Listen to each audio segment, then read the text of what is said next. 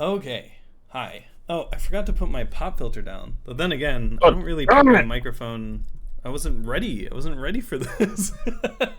Just kidding. Hello, everyone. Welcome to the 29th edition of the Momentum Mod Q&A. My name is Nick, aka Goknak. I'm the project lead and development lead of Momentum Mod, here to answer some of your burning questions that you ask us over on our Discord, as well as hang out with you guys and show off the game and maybe any new things or just playing the game. I'm joined with some of my lovely team members. We can just go down the Discord list here, starting with Happy. You guys can introduce yourselves, and we'll go. Hi, I'm still happy. I'm a lead localization lead. I'm one of the sound composers. I'm trying to be a sound effect guy, but life.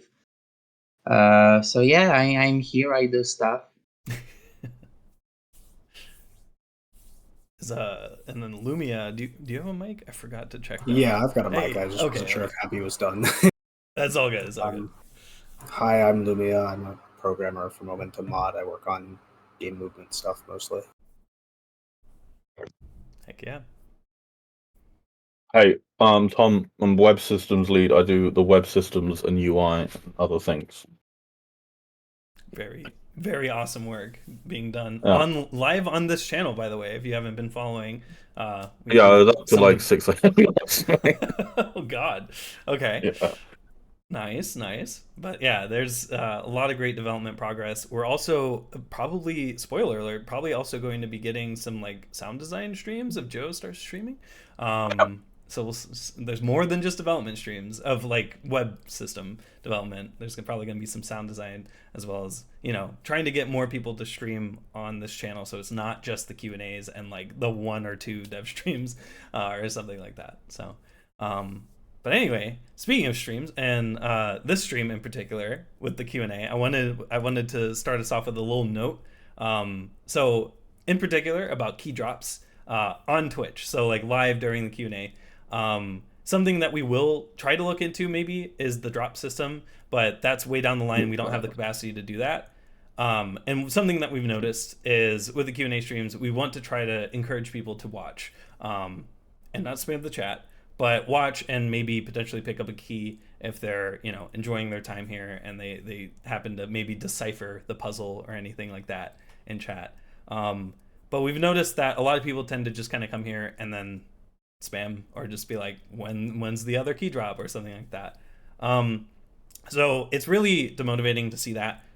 A lot of the times we really just want to reward people that have been around in the community a long time more than we want to reward just like I don't know, like a random person that's just really annoying in chat or something with a key. So what we're going to try to do is we're going to stop doing key drops in Twitch chat after this one. So this will be the last one that we do momentum playtest key drops in Twitch chat. We can still try to put them elsewhere, like in our Discord and stuff like that. But realistically, having, I guess, the playtest system and then the ways to contribute to get a key, right, with mapping, with contributing to our game being kind of the overrides, that's probably the better approach.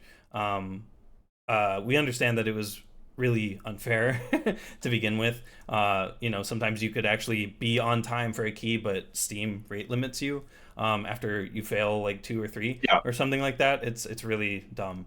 Well, yeah. let me just add to that. I really dislike. I don't like putting like a dozen or so people in this position of spending several hours desperately waiting for a key. It feels like a sort of abusive use of people's time. I know it's their choice to do it, but it's just this kind of inevitable thing. I've been in like some streams before for games where I was trying to get a key drop, and like when you realize how many people are all like doing the exact same thing of you desperately trying to do it, it's just a bit of a miserable situation. So I don't like putting people through that, even if they do it willingly. So I've always really disliked this system. And yeah, also we're not going to do the YouTube videos either. So this will be the Correct. last Yeah. YouTube one where we normally put 3 in the description. I've heard people say that they're like constantly refreshing YouTube or whatever, or like have alerts on and they're checking them all the time to see if we're doing a drop. I don't want people to do that to themselves. I feel like it's just a bit disrespectful. So Yes. So we discussed it as a Yeah. team in one of our meetings on Saturday a couple weeks Yeah. ago about it. So we decided to kind of just fall back to signing up for the playtest through Steam, and then the ways to contribute or be a mapper, right, to get a key that bypasses kind of waiting. And there will be certain circumstances where we see somebody that could benefit from having the key, but it's Yeah. it really is just better to have everybody in the same queue that has more of a random chance there.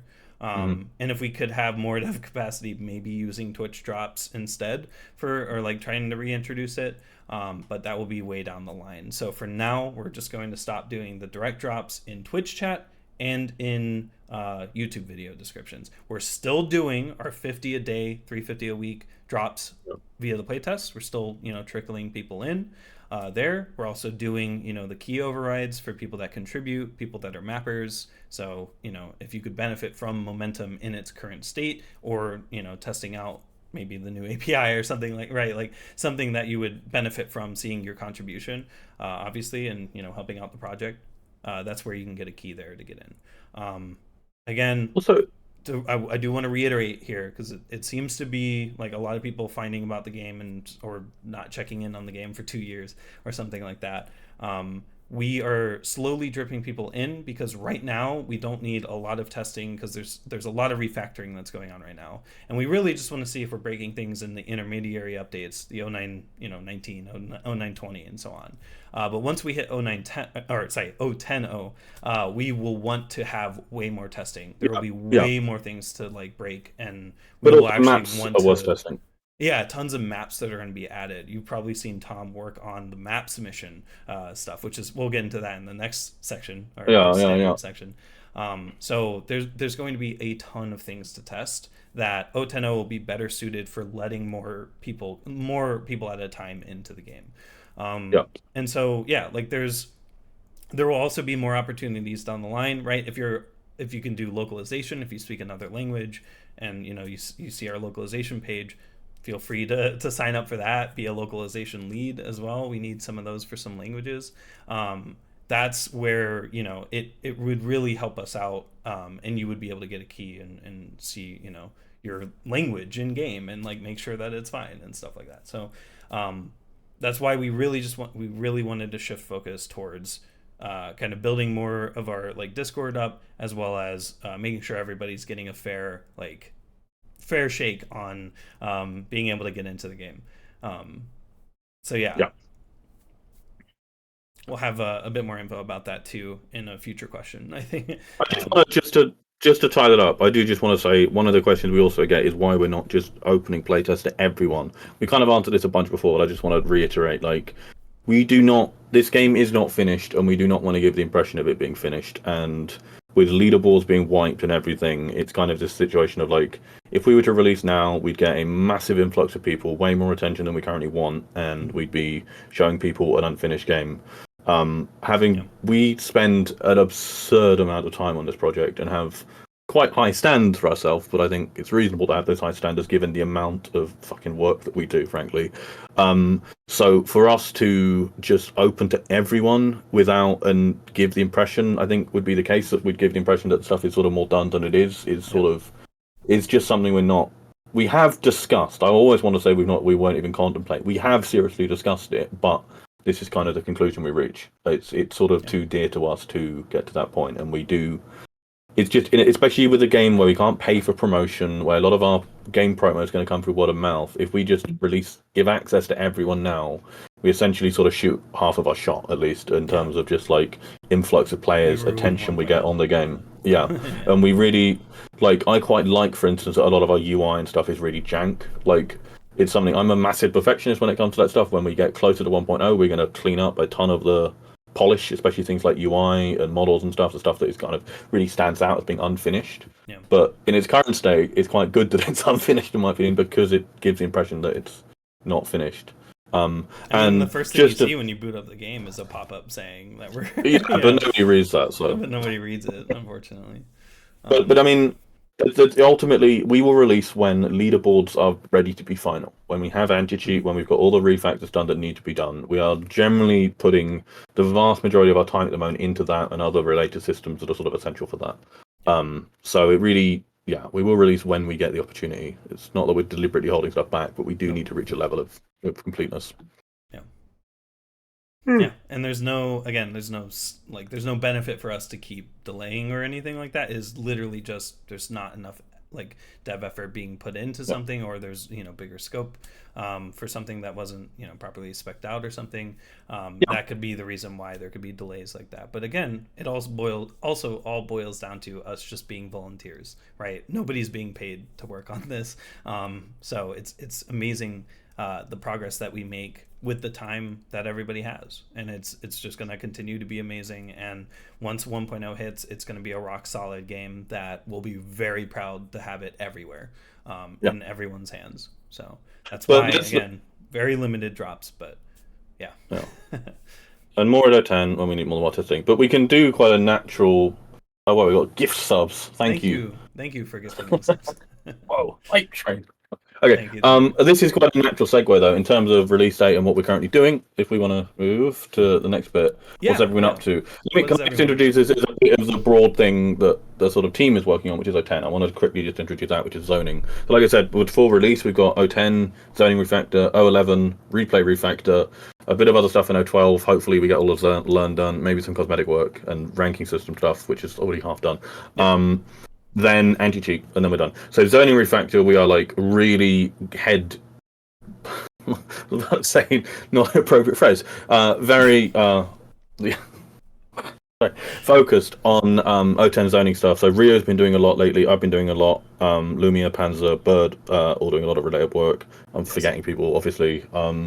But the general process is we got this whole zoning system to changing the way maps are ranked, what maps get ranked, and how are changing to accommodate all the different modes. Different modes and a lot of internal formats.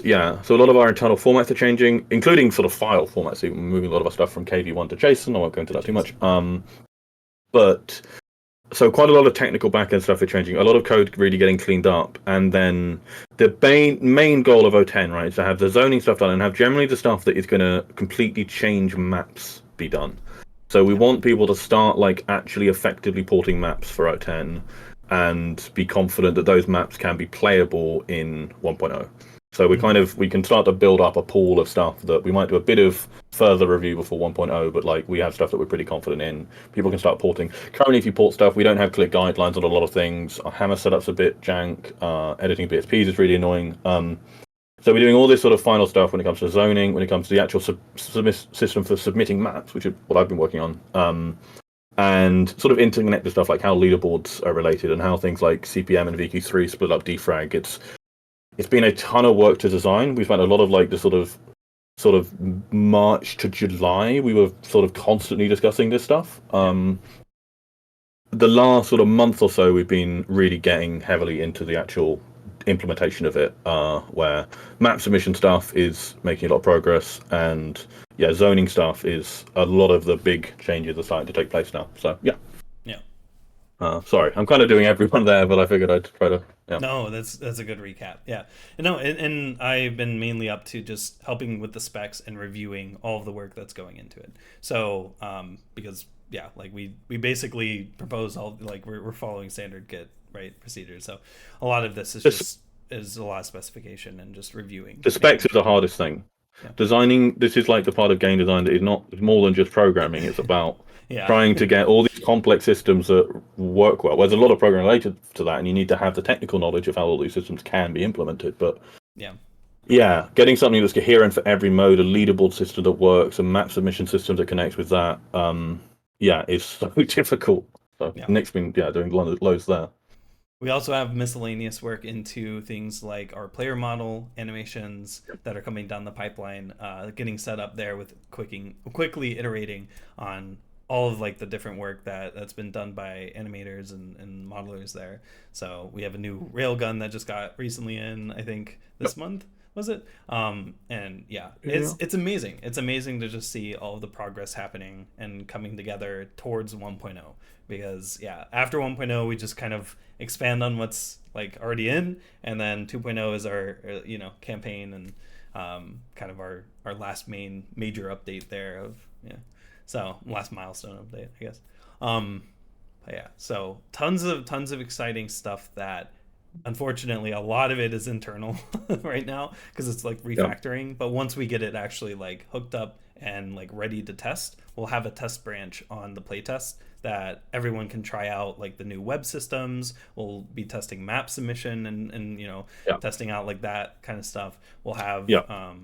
like the new zones, right, and see how the new timer works and see if we can break it, if there's any logic there that might be faulty. So we will have, it's weird because we will have technically a testing branch on a playtest, but it breaks so much stuff that we need to do this so that people that just I guess want to play a little bit won't just start complaining to us in every medium that they can that the game's broken or something. So that's why we're doing that in particular, but it shouldn't be too long lived. I think maybe a month ish of We'll that see. branch, but it'll very quickly come together. And getting all that hooked up and working is going to take a bit because we probably do want to get the various zoning work done and then the back end refactor done before we do that. And that require a decent amount of work. But honestly, once we get that branch going, we will be actually pretty close to 010. But we expect stuff to be buggy, and we want to do a first like baby production deploy of stuff before we go for the full like 010 deploy, which is in itself the baby deploy for the 1.0 deploy. But that's DevOps for you. Very fun. Yeah. Cool. All right. And so then Happy and Lumia, if you wanna, what have you been up to? Neither of them are here. Oh, no, I'm here. I not much recently, honestly. I actually haven't really been doing a lot of 010 work. I've kind of been around. No, you've been in some of the core meetings for those. Mm-hmm. Yeah, I haven't really written much code though. But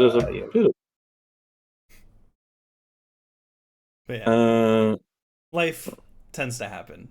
Gets in the way of stuff, so it's fair. Yeah, pretty much. Yeah. All right. We'll move on to our first asked question here. Oh wait, who wants to? Oh yeah, I guess Tom. Does someone else want to read? I can read. I'll do it. Cactapopalos. How long does it take to get access? I've been waiting for over a year now. Will I ever get a chance to play? Our classic question.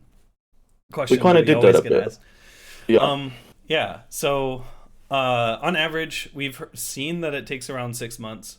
Currently, with a more now. Drop, it might be more than. For reference. We have roughly 38 or 36,000 players currently in the playtest with access. We have another 23,000 in the queue, and we do 350 a week, and regularly the number of people in the queue goes up. Don't know. We don't see anything other than numbers. We don't see who. We don't see when if there were events or anything like that caused it to spike or anything like that. We just see like two numbers, and then we get a little field that says, hey, how many people do you want to add to the playtest? And then you can filter by which country they're from for some reason, probably for localization or whatever. And then the submit button to actually allocate. So we every week do 350, and and so that randomly goes into the pool and selects 350 people out of the 23,000 people. It is completely random. So and we discussed prior to the stream, I brought this up, if we were gonna the first time officially, though we've kind of said this before in Discord subtly, we have agreed we are gonna say previously the playtest was not random, as some people basically figured out. I took a while convincing everyone that it wasn't random, but the first it's been completely random for about 4 or 5 months now. We had no control over that. We emailed a lot. It took a long time to get a Valve engineer to fix it. I'm afraid it is genuinely on them. We didn't want to tell people that because that's going to just encourage people to make alts. But yeah, it was, and so for a while it had some bias. They didn't give us a good technical explanation. They kind of gave us a waffle. Yep. The bias, Apparently, from what we've seen, it was when people were signing up, it inserts you into like the pool, and there was a bias there that when it goes to select, it was people that were recently signing up getting prioritized. It wasn't only giving to them. Like there was a chance that it was, it was heavily leaning towards it. We created 10 off the top, basically. We did 10 alts, right? We got 6 out of 10. We got in at one point, which was in the trillions. The probability of it. It takes like a hypergeometric series to figure it out. But I did actually calculate. At one point, I did calculate the exact probability. I think. And to kind of like explain the timeline on this as well, like how we handled this. You know, I don't know if anybody's noticed this, but in the past couple of months, reports of like people's friends getting in really fast have basically disappeared. Valve has fixed the issue, but for a long time, people were saying that, and we were like, okay, that's just like, you know, people noticing unusual events and then reporting it more often. We asked Valve about it, twice at first, and so their documentation says it's random. We asked them, and they said, "Yup, it's random." Then we asked them a second time. I think they said they'll look into it, and then we had to ask them a third time, and then a few weeks. No. A third time, someone who seemed like they might be an engineer or something, someone kind of who probably worked at Valve, wasn't someone just working on the support desk, because I assume they don't have the main Valve employees just on support, the main support desk. The first 2 times it just went to random support people who didn't have a clue, and it didn't get bumped up to anyone. The third time it got bumped up to someone who said that they had looked into it and that it should be fine now. No, that's right. That it should be fine now. Then after we sent them basically proof, the fourth time we sent them more proof to the point of being in like the billions, and had a bit of a back and forth to get them to actually pass it on to an actual engineer who fixed it. It's quite common with support stuff like this that, you know, they don't getting it promoted to the right people can take a bit. And this is just a classic case of Steam, which is probably mostly written in like PHP from the 90s and cobbled together using like God fucking knows what. The Steam I would be interested to see their backend. Yeah, I would be interested, but the backend, the Steam backend is probably, I'm guessing it is absolutely abysmal. I'm sure Valve have lots of really good people there, but Valve don't like rewriting stuff or putting big amounts of time into stuff like this. Why they don't just, they've got the money, why they don't just hire like a ton of consultants or whatever, or, you know, like some agency, whatever, to do it and just rewrite the thing with a few people leading it from Valve? I don't know. But stuff like this can be really, really baffling and sort of a bit jank. It's just very, very frustrating getting through to them. I think, handled this in a pretty reasonable way. If we were in this position, essentially, we could stop doing drops. But this is also the reason that we went from doing daily drops to weekly, right? Yeah. Because at first we sort of got the impression that it may just be... The second time they told us to do bigger drops to like help the... Yeah, that was it, yeah. And we thought it was like maybe biased towards signups in the first 24 hours, and so maybe you sort of get it to be a seventh of potent, right? If you do it weekly, that didn't really seem to have much effect. No. But I mean, we could stop doing drops completely and announce that like it's biased, so we're going to stop doing this. I don't think this would make anyone happy. I think this is just going to upset people if we stop doing it completely.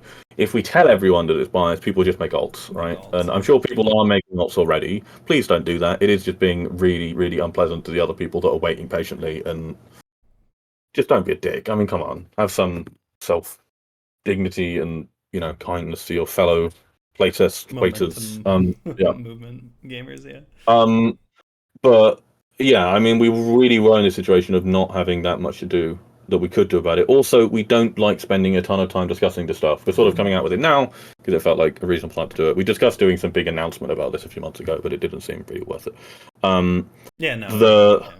But it started to take up far too much of momentum meetings, and it's just extremely aggravating for everyone because we're just dealing with a system that we have very little control over, and it's just depressing. And we want to focus on working on the game. We don't want to think about the playtest stuff that much. Like, I appreciate that, and we appreciate that. Like, a lot of people here really do just care about the playtest, right? They want to get access, blah blah blah. They don't care that much about development stuff, even they just want to play the game. For us, from our point of view, we want to work on the game and spend our time on that, and we have limited time to spend on that. So we don't want it going into, fighting with Steam. We want to work on the stuff. Now, it is finally fixed. So. Could not have made our own drops. No, we discussed it. Entire project by itself. Yeah. I've always been a sort of web lead or whatever. I hate. Just the idea that we'd spend our dev time on a playtest system. Our own homebrew kind of like sandbox style, but then even then there's like a limit to how many Steam keys. Like I don't even think we could grant 32,000 Valve have got strict with it so we wouldn't have been able, and then we would have had to like somehow contact the people that signed up, everyone on the list, which we can't. Again, we have no idea who signed up or not. It was really sad to see that, and now it's fixed. It's completely random.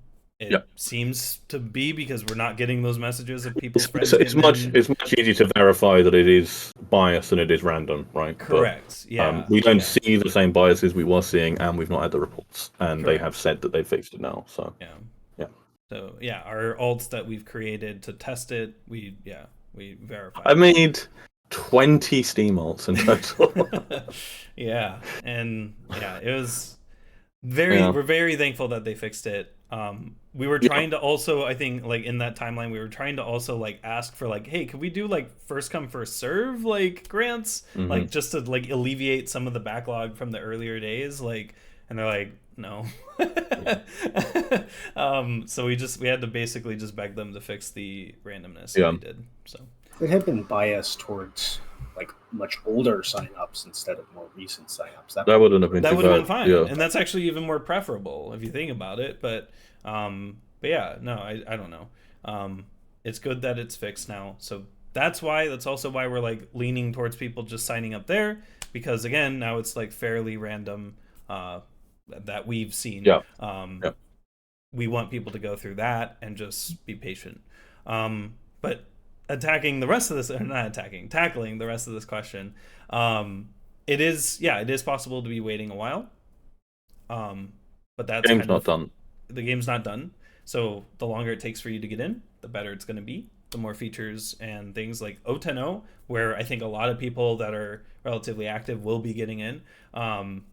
You'll see how much we've improved and like how much we're starting to gain a ton of like forward momentum, pun intended, I guess, because it like after 0.10, then it's just replay refactor, which is a smaller system that we have to refactor, and then after that it's anti-cheat, which is arguably a bigger system, but once we get all of the pieces in place that we need for 1.0, we're basically there. And it's just smaller systems that all of the devs will start to tackle, like roaming lobbies, cosmetics, stuff like that, as people get free, which a lot of these systems, as we like, especially 0.11, it doesn't really require everyone on the dev team to work on just that. Like 0.10. We'll be parts. So, and it's really hard organizing the different parts, especially with everyone having different schedules and stuff. Last week is sort of mostly me and Rio just going ham on stuff, but like the thing I just wanted to say is the game after 0.10, we will do a lot of drops at 0.10, and the game will be more enjoyable to play then. We will have more maps. The maps will be less buggy, and there'll be maps being added all the time. God does have a rocking chair. When he's not like doing the Q&A, he wears a straw hat and has like a banjo. Likes to just rock back and forth. And, it. So 0.10, like the game again isn't going to be finished for 0.10. Obviously, it's going to be finished for 1.0, but there'll be more to play then, and it will be more stuff being added all the time. And if people want more maps in the game, they'll be able to make maps or port existing maps and submit them in the map selector. So if you're like, oh, I want this specific map, I want to play Surf Fruits, or go and actually, I already ported Surf Fruits the other day, but kind of. But you can go do that and then submit the map, and as long as the port's good, it should get in pretty quick. So yeah. And then just noting too, at 010, 011, 012, we will be upping the number of drops per week. So 50 a day right now, 350. It'll change at 010 to be 100 a day, so it'll be 700. And then at 012, that's right. Sorry, 011, 200, right? So like it'll be doubling with each of these as we start to get baby steps to 1.0. And then at 1.0, it's completely public. Everyone can play. So, we just got a question in chat about 1.0 in 2024 or like a timeline. We unfortunately can't set any dates. Every time we do not hit them. And it's just from the fact it is only possible to set a date, like basically at 013x, whatever update that we're on, that we know all of our systems are good. We know everything's ready. We're scaled out on web, servers and stuff like that, ready for 1.0. That's the only time that we can set a date.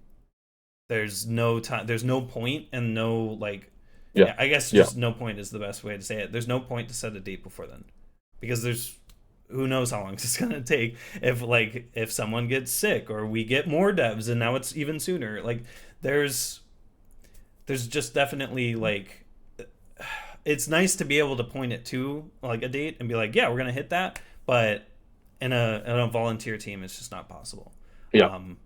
Literally, we have some kind of internal goals, but we're not sharing them with you.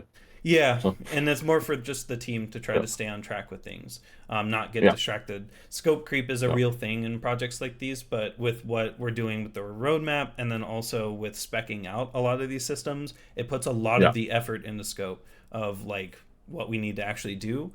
So there's no creep on we need to refactor an entire web system to do this feature or something. Right? Like it's really just a matter of getting all of that nailed down and then just going and seeing how close we get to 1.0 before we actually set the date.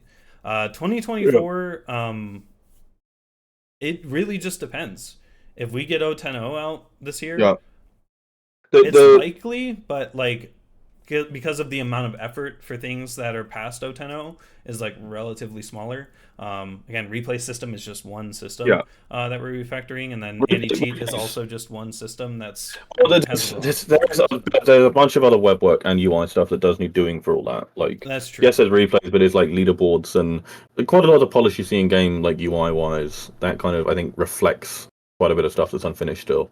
I mean, during 0.11 we'll be doing a lot of UI cleanup and some of those final web things, and 0.12 learn and rank stuff. Basically, 0.11, 0.12 we'll try to keep it very focused, but those will be more sort of just because they'll be replaying a lot of other stuff going on at once. It might seem a bit less just focused on the one thing 0.10 currently is, which I wish we had more to show for it right now. We really don't have that much. We will for 0.10 stuff soon, but we'll have next a whole Q&A. We should have a ton of 0.10 stuff. Based on we probably will. Yeah, it's a lot of different systems are wired together, but I expect by then we'll have really quite a lot. Yeah. If we can even just show off what Rio showed the other day, that by itself is pretty huge because that's a good chunk of 0.10 already. I'm hopefully we'll be able to show off a map submission. We might show the web UI for a little bit. We'll stream that. My loose personal goal. Yeah, I'll have to figure that out. My loose goal personally is we'll just record a demo, whatever. I could do it on Edge or something. We'll have what's it called? Cypress do it. We'll just record an end-to-end test that does it. Actually, we could genuinely do that. I do want to end-to-end test that. We'll run it in CI and people can watch the CI run. Watch it run. We'll link it in chat. Leaderboard for top 10 holders. Yeah, it's a good question. That kind of thing. Stuff like better stats, which we want. Yes. Definitely on the website, but also some stuff in game. Rio was kind of talking about this last Saturday, where we really do want to show more stats in game and have a bit more of a sort of. We want the game to feel alive. We want the data and stuff to feel like it's really impacting the actual game, not just the website. All that stuff. That's the kind of thing I expect we're doing around 11 and 0.12. So if you think about it, we've got this 0.10 stuff, which is this big blob of the kind of getting momentum, all the bad systems sort of turned around and rewired, besides kind of replay, but most of the other systems sort of sorted in a way that makes sense for all the different game modes we've got and the way sub modes are going to work and leaderboards and stuff. Ranked, unranked, disabled leaderboards, etc. Yeah. What limited group system being added? We already have the group system, don't we? I think, or it's just not shown. To make them viewable, probably 011. Yeah. It'll land around. Yeah. That's the kind of, around 011, maybe somewhere 12 is when we'll start hooking up that to the UI. Like and the same with UI rank system. stuff. Yeah. So what I expect we'll see is we'll have, hopefully, again, I don't want to put like actual dates on anything, but 010 we are really making genuine progress. I'm not just saying it. 011, 012 are more sort of little things, like you'll see more incremental things getting better, existing stuff getting better, I expect. As opposed to 010, which will kind of be not one bigger drop at once, we'll have the Steam branch, but like a lot of the stuff going on in 010 is stuff in the background, like the UI and stuff isn't going to change that much. Like it might not feel like that much has changed, but all this internal code will have been really drastically changed. 011, 012 a bit smaller. Then after 012, we'll basically be going into like anti-cheat and production deployment mode, where we're doing a lot of very boring stuff that will be kept relatively away from everyone else. Yep. Like unless you're one of the core web people, you won't know much about our production setup, right? We're actually keeping like our Docker files and stuff private now. Then anti-cheat, all that's a lot of web system stuff as well. So we'll be very, very focused on that. That'll be, but at the same time, we'll be working on promotional stuff and the trailer and stuff like that, and other things, and just general polish. So, when 010 drops, stuff will feel hopefully quite different and more alive. But yeah. Yep. Cool. All right, I think we've answered Cactapopalos. We don't have that many questions, but we're still taking far too long on that one. Okay. But hopefully that helps answer it. It is going to be a random chance, completely verified random now for getting in. And if you can help out with either mapping, with porting, with localizing, if you can contribute code to any of our open source repositories, that's also a way to get a key to kind of skip the line. But yeah, you ideally should be getting a chance to play, if not before 010, definitely after. But yeah, stay tuned for that. So cool. We'll move on. Thank you for asking. We'll move on to the next question here. Pip3, the favorite package manager for Python. Let's go. I like it. Are you looking into? Sorry. Can't I read? Training models to substitute your anti-cheat measures, similar to VAC or any community anti-cheat projects that are popping up. Substitute's a weird word to use here. I think augment. Yeah, but augment Yep. I can talk about this. Yeah. Lumia. Yep. I've kind of done. I think I'm the only one who's done any sort of work into looking for machine learning for anti-cheat stuff. Although I'm not a machine learning expert by any means. At this point, I think we've looked into it, but right now it's probably not feasible because we don't have the quantity of training data that we would need. Mm-hmm. That's the first thing. Maybe if, after 1.0, we've got a lot of runs recorded, and hopefully we have some other way we are going to have some other way to identify the cheated runs. We might be able to build up enough data. The second thing is it's not clear to me at this point what features would actually correlate runs with being cheated or not, and it's not clear that those features would be best caught by a machine learning model as opposed to some other kind of deterministic system that just looks to see like does this quantity pass a certain threshold or something like that. Mm-hmm. So it's not clear to me that machine learning for anti-cheat would actually be that effective or better than other options. And we do have some pretty devious stuff planned to catch cheaters. I know we can't talk about it, but but the last thing is that if we ever do end up using a machine learning model, it really will just be there to augment other forms of anti-cheat and human moderation. I never want to see Momentum Mod be a game where you can get banned by the algorithm. That sounds awful. Man's consciousness. Yeah, I think the ideal case would be using machine learning to like flag runs for human review and basically say, hey, like the model thinks that this might be cheated. Can we get a person to look at it? I don't personally, just from my own point of view, I don't ever want to see it be like a fully automated system or anything like that. But yeah, I mean, sometime in the future, maybe we might have a machine learning model for anti-cheat, but I don't think any of us on the team are like really well versed in machine learning. I mean, I took a class in it in college. That's about all I know. So I wouldn't say it's super likely. And if it does land, it's not going to be the main part of our anti-cheat. It's just going to be sort of a supplement. Yeah. And I don't think we have a Overwatch system like CSGO planned. No.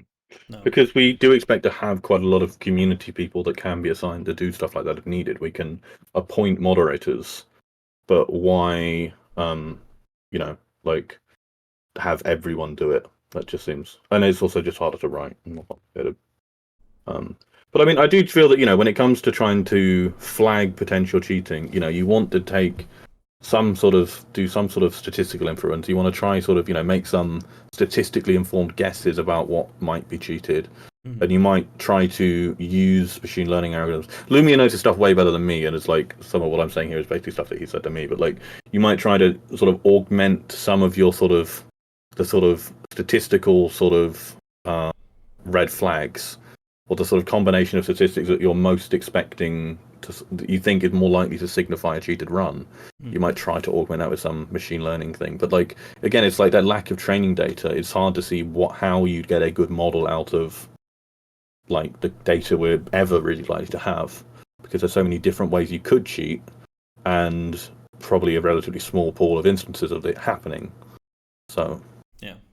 And I also think there is just a case to be made for using just good, like, human, like, ideas for what constitutes, like, why some event increases the likelihood that someone's cheating. You can reason about that as a human, as opposed to doing this kind of statistically sort of built up, like, weighted thing that a machine learning algorithm's doing, right? Where that's not so much reasoning, it's more so sort of fitting data that it's got. But without that much data to fit, it's hard to see how that's going to be better than us sitting down and saying, like, in a trivial example, this new account who's never played the game before has suddenly got world record on this map. Like, it increases the likelihood that it's cheated, right? Like, those kind of things. Or a Smurf or alt, which we also we're also going to... I mean, in those kind of cases, it probably almost is certainly a Smurf, and And I think, like, I'm not an expert on cheating, but whenever I think of all of the high-profile cheating incidents that I've heard of in recent years, where you have people who are probably actually good at the game and are getting world records and stuff, not like low-level cheats where people are obviously using strafe trainers or whatever. All of that, as far as I know, all of it has been found by humans doing investigation, or the cheater themselves being dumb enough to admit that they're cheating and then it gets out or something like that. As far as I know, like, all of those cases, which are really the most important ones, have all been something where the community as a whole basically figures it out. And it's not really the automated tools that are finding that stuff. I think that our automated anti-cheat stuff was going to be more useful for weeding out the people who don't put a lot of effort into it and are just grabbing like random DLLs off of shady websites in the hopes that it'll project them the momentum fame. Or they're doing really obvious stuff like using cheat engine to enable no clip. Like, we're going to be able to catch that stuff trivially. That's verification. It's the really clever and pretty skilled cheaters that I think we should probably worry about more. The people who have the know-how and the skills to actually like hide their cheating well.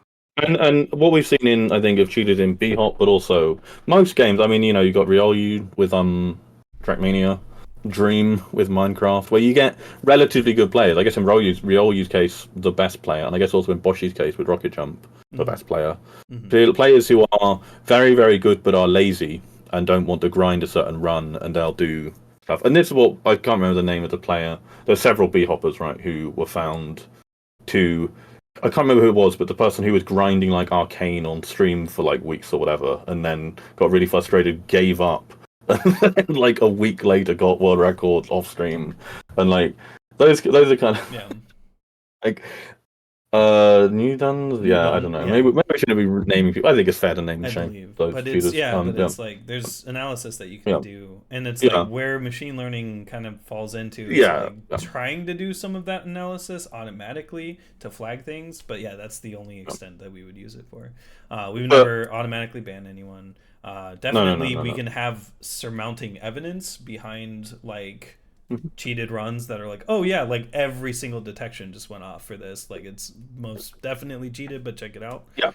And then in terms of like unbanning or anything like that, I don't think we're ever going to really have false positives because we're not fully automated. But we might have false positives in the admin dashboard to where we just have to tweak our like model or whatever.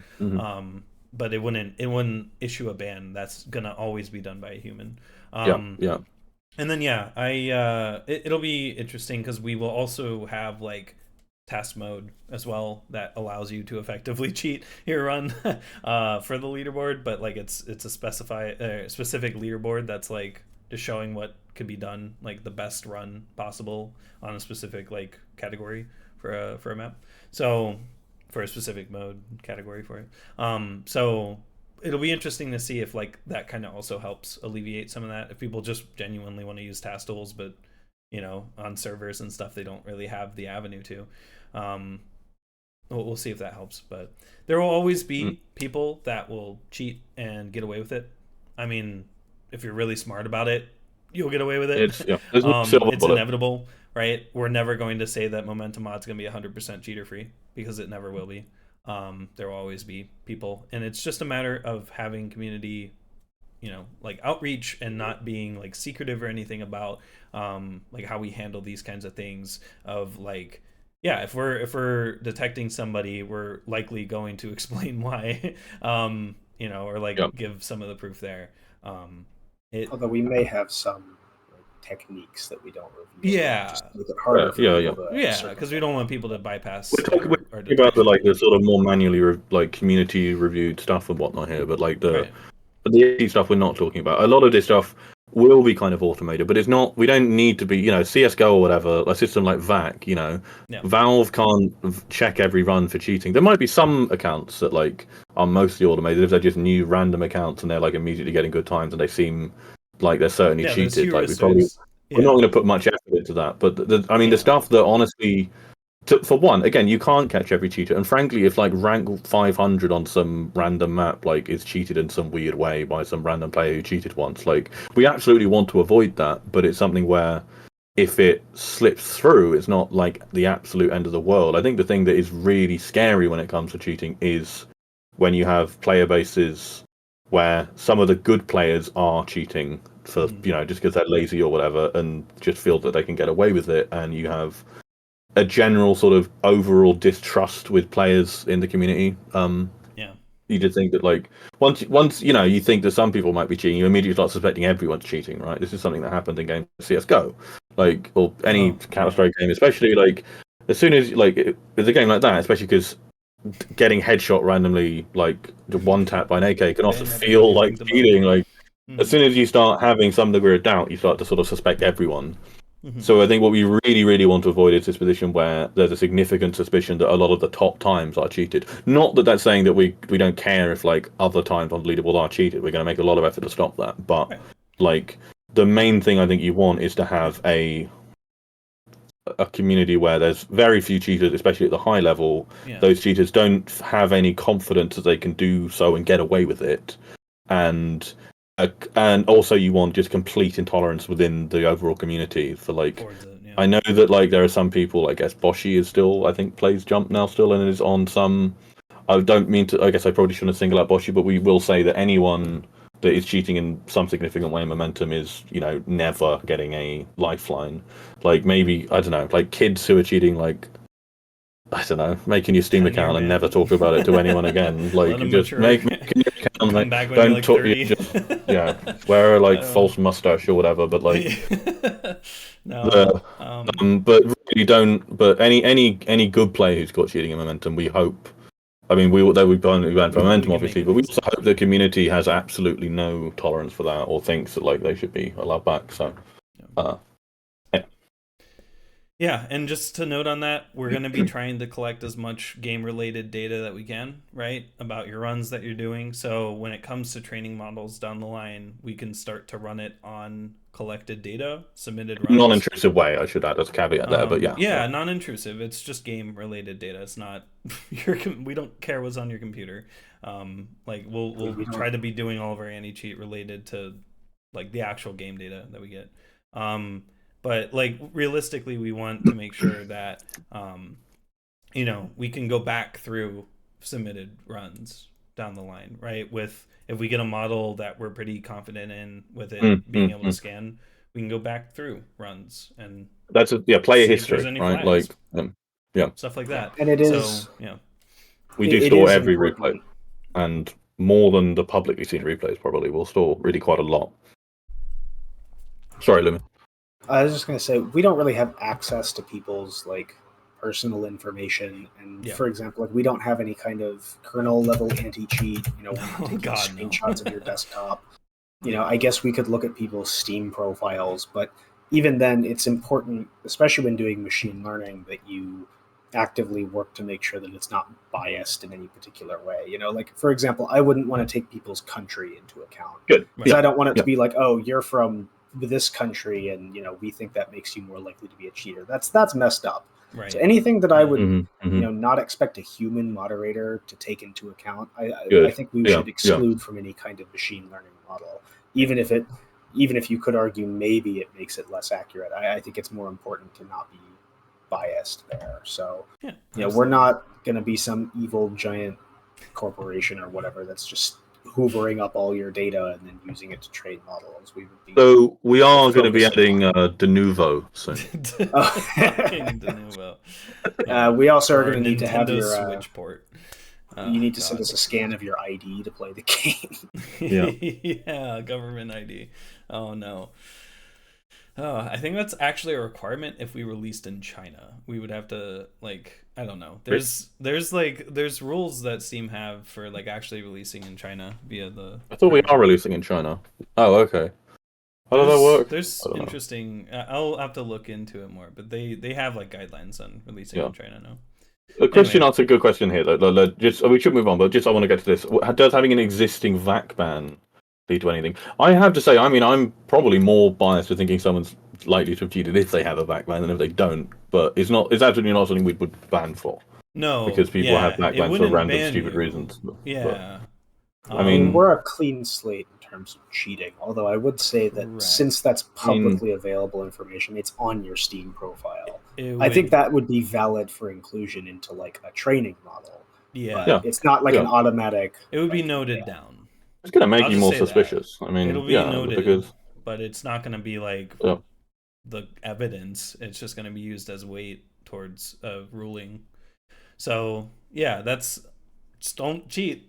If you cheated before, just don't do it again. I mean, yeah, I don't know. I mean, we really are just a clean slate of like, I mean, who knows though? I mean, something we could look into doing, because specifically with like CSGO servers, right? We could look into sharing like banned accounts from cheating with them, with server owners, and like try to get a communication going there of like, they literally just got banned from our servers and now they're coming to Momentum, or vice versa, right?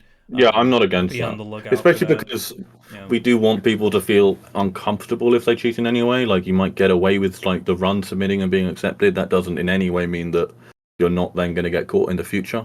Right. So like, if you cheat on some account when you're first playing the game, like, or when you're like some kid or whatever, don't then like get good at the game and keep using that account. Like, it's what I just say. Like, at that point, you should get a new Steam account, because there's still a likelihood that we'd go back and find that, and there's going to be a zero tolerance policy. I don't know why I'm telling you that. I'm like giving the cheaters advice, but like, you know, if you're cheating on something, that's pretty good advice. For one, if you do cheat, like there's going to be random weird ways that you might get caught. So like, you're never going to feel completely safe, right? Hopefully. I don't know. It's like the main thing about it just really is like, how much do you value your and everybody else's time in the game? That's all I'll say in terms of like anti-cheat and stuff like that, because it's like, realistically, right? Like, we're trying to tie a lot of stuff to your account.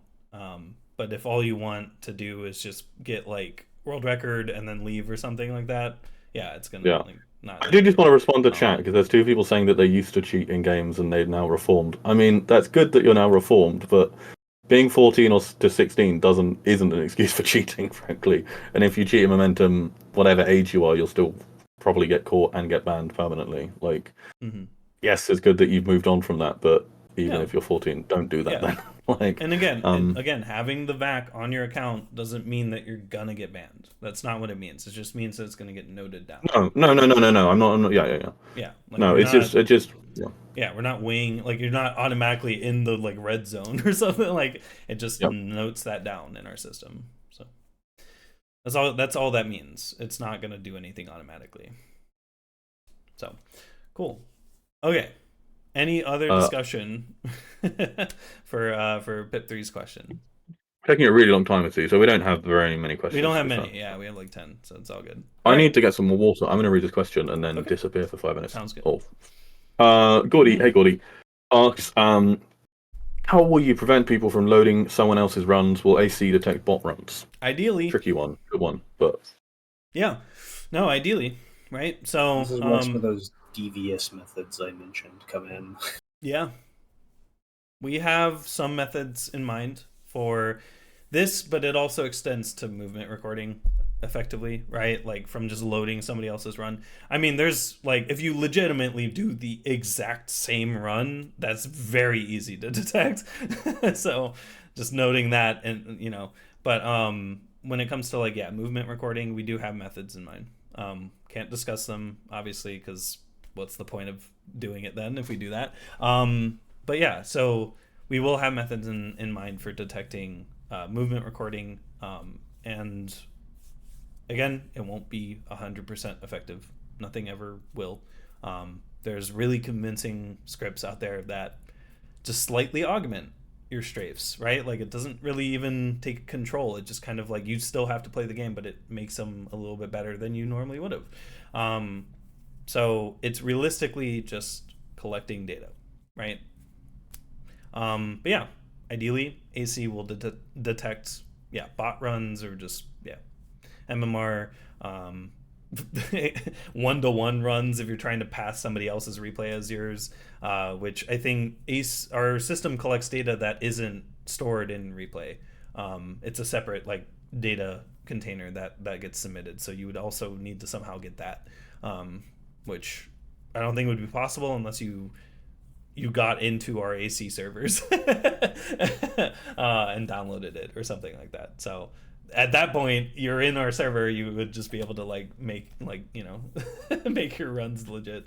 Anyway, so yeah, there's there will be ways that we'll be trying to detect it. So I guess we kind of already went over that with the last one. Hopefully, there are some like very limited cases where, for example, we've actually implemented mouse filtering technique that in some ways actually does what some cheats out there already do. Yeah. Because it just makes it more fair.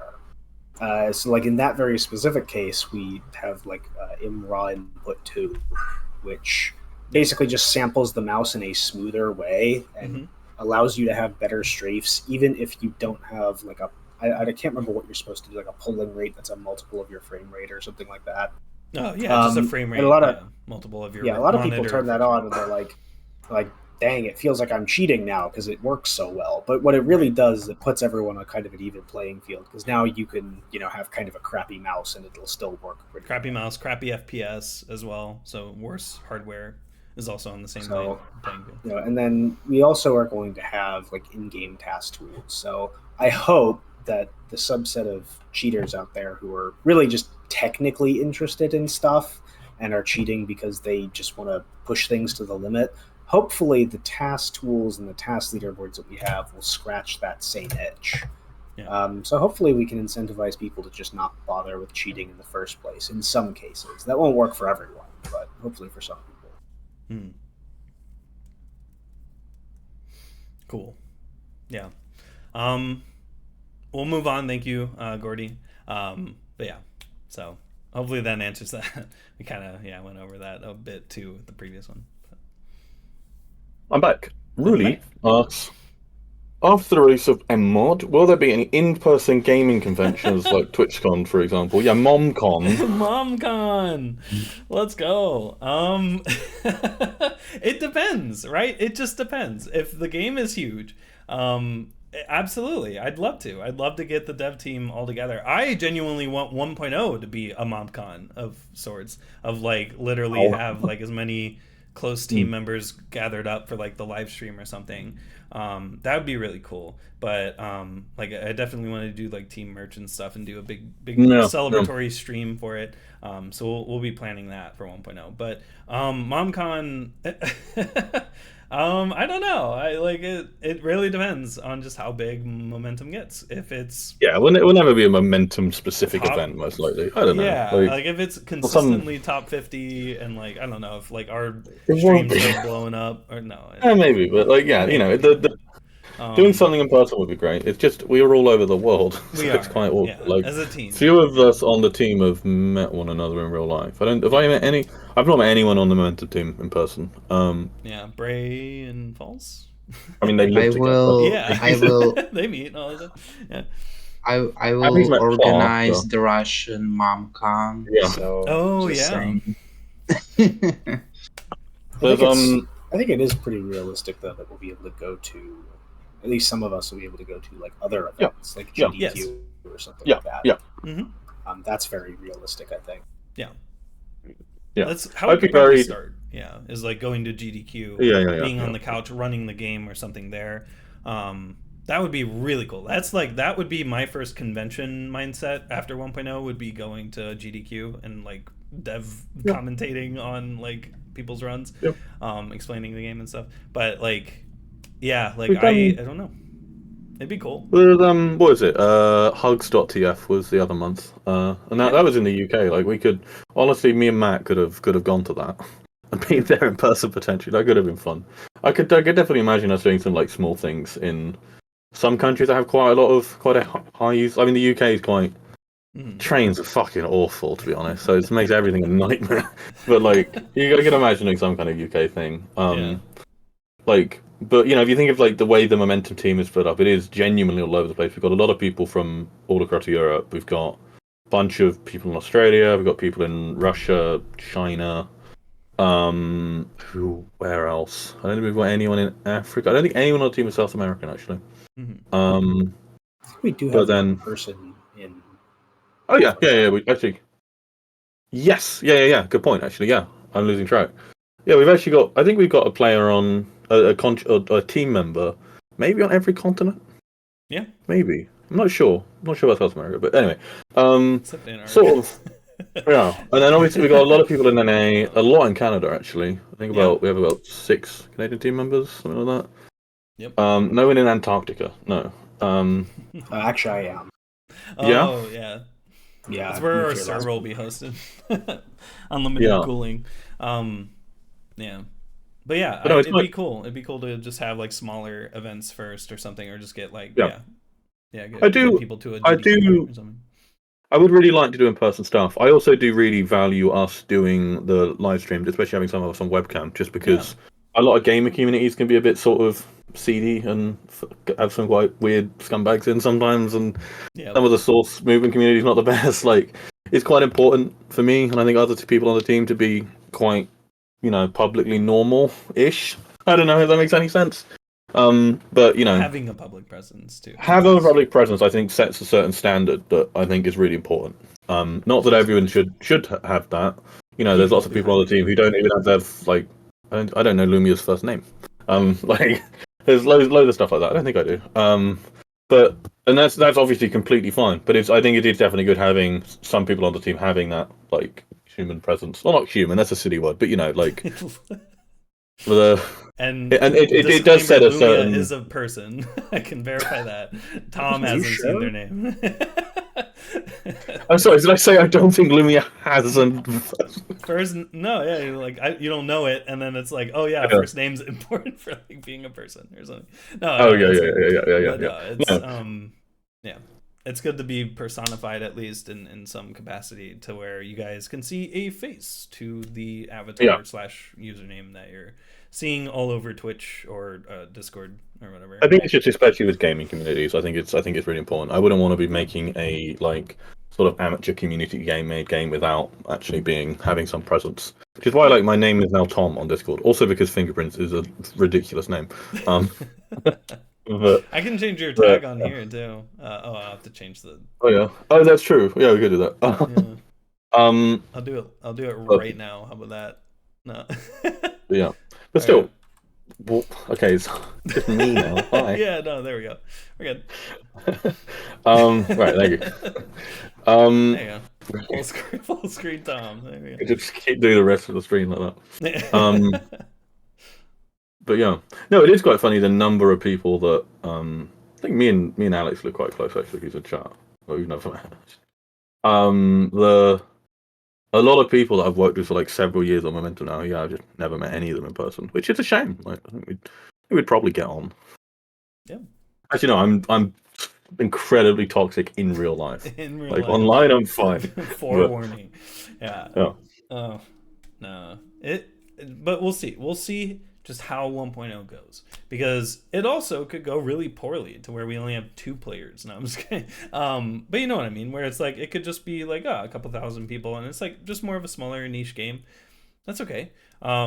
So like, yeah, and that just, it depends on kind of community related effort to meet up. So, but in general, I would really love to, first of all, really celebrate 1.0 as much as possible. We'll see what the logistics of that looks like. And then also get into GDQ with the game and some runners. Yeah, we'll see. Do not visit Tom for lunch. They will feed you the spiciest hot sauce. That's true, man, and you will die. Yeah. Oh, yeah, I have. My tolerance is going up at the moment. I've got a small little Carolina Reaper plant in the greenhouse at the moment, where that's like going to be the pinnacle of my like hot sauce experience this summer. But yeah. Oof. Yeah. I got this like Thai chili sauce I made recently. Nice. In the fridge. I've been getting through it fast, but it is very like it's vicious. Yeah. But I've got a big GordiNoki ghost pepper plant that I'm gonna do a lot of sauce with. That's gonna be fun. Oh my gosh. I will say, no, I might actually send some of that to some people. I don't know how hard it's going to be, but it would be good. It's some people, definitely some of the Momentum team in the UK, if they want a bottle of hot sauce, I'll send them one. Yeah. Well, yeah. That'll be the 1.0 celebration. We just all drink hot sauce. All right. Thank you, RueLee, for this question. We'll move on to the next one here. Oh, how do I become a Linux tester? Says Frostyy. Basically the same as everything else. Yeah.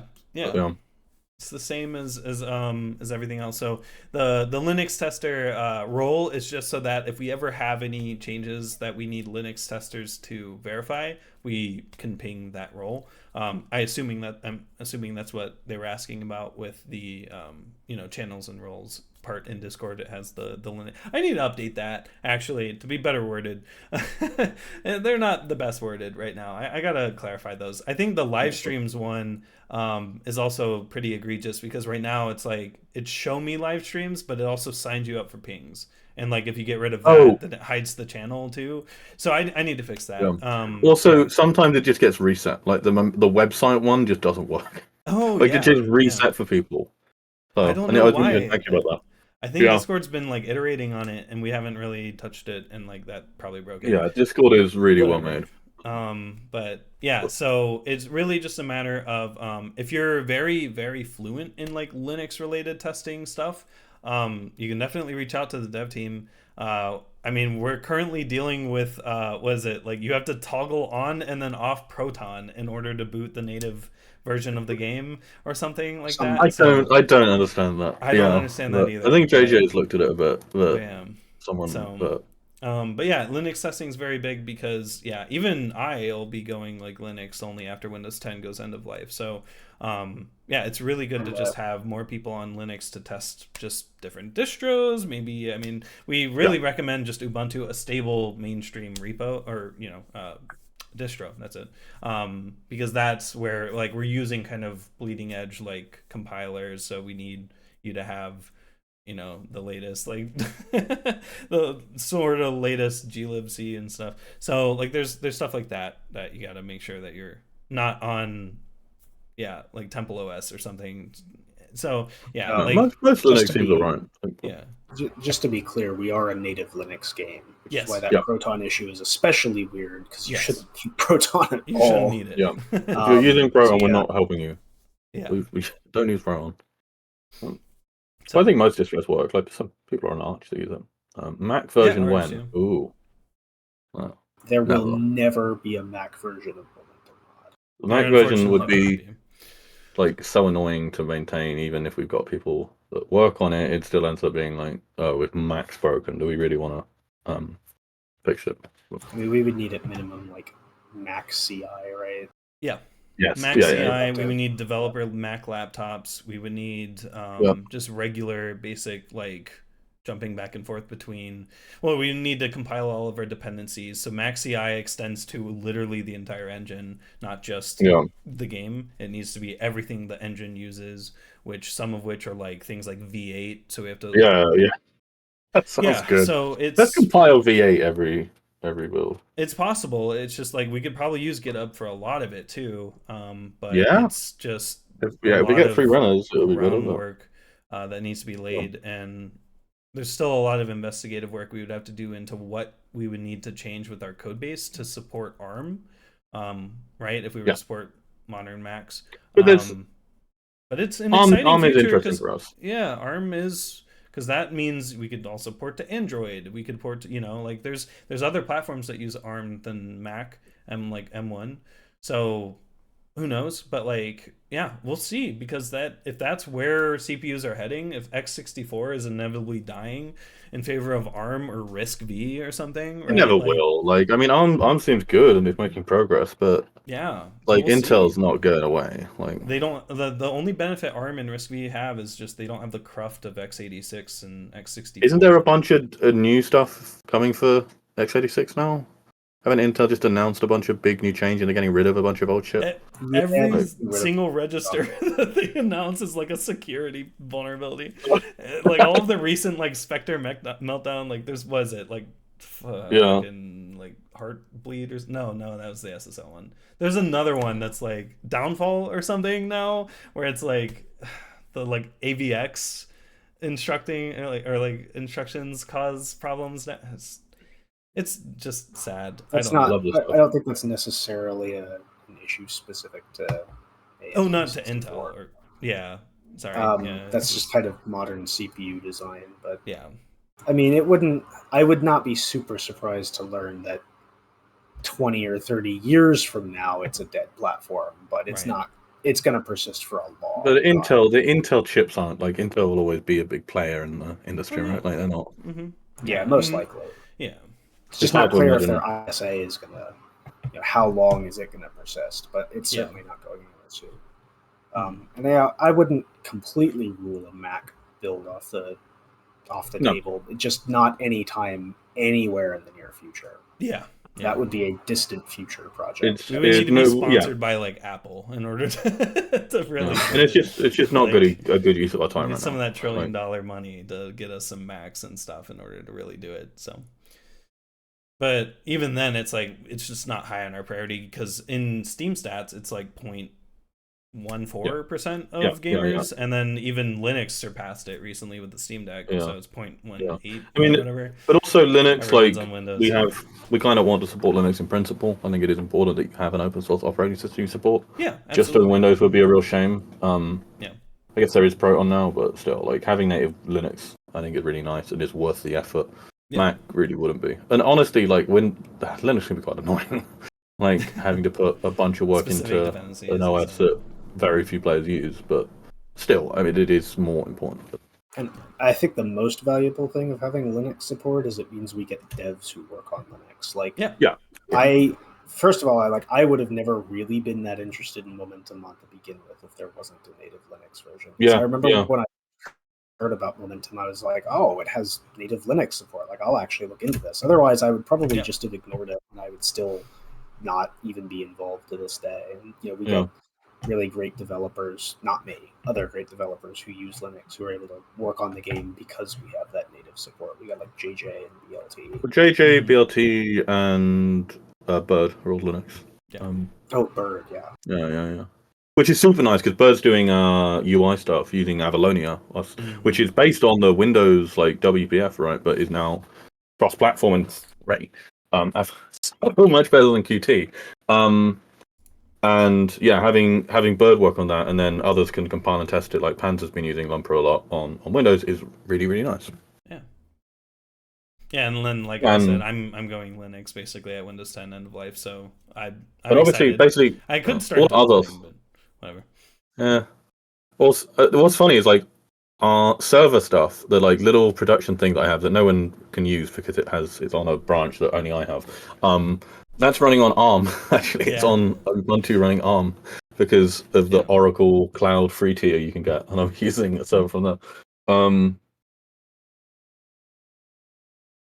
Yeah, but no, it's exciting. So so realistically, answering this question, going back to here, just waiting for the playtest to drop for you.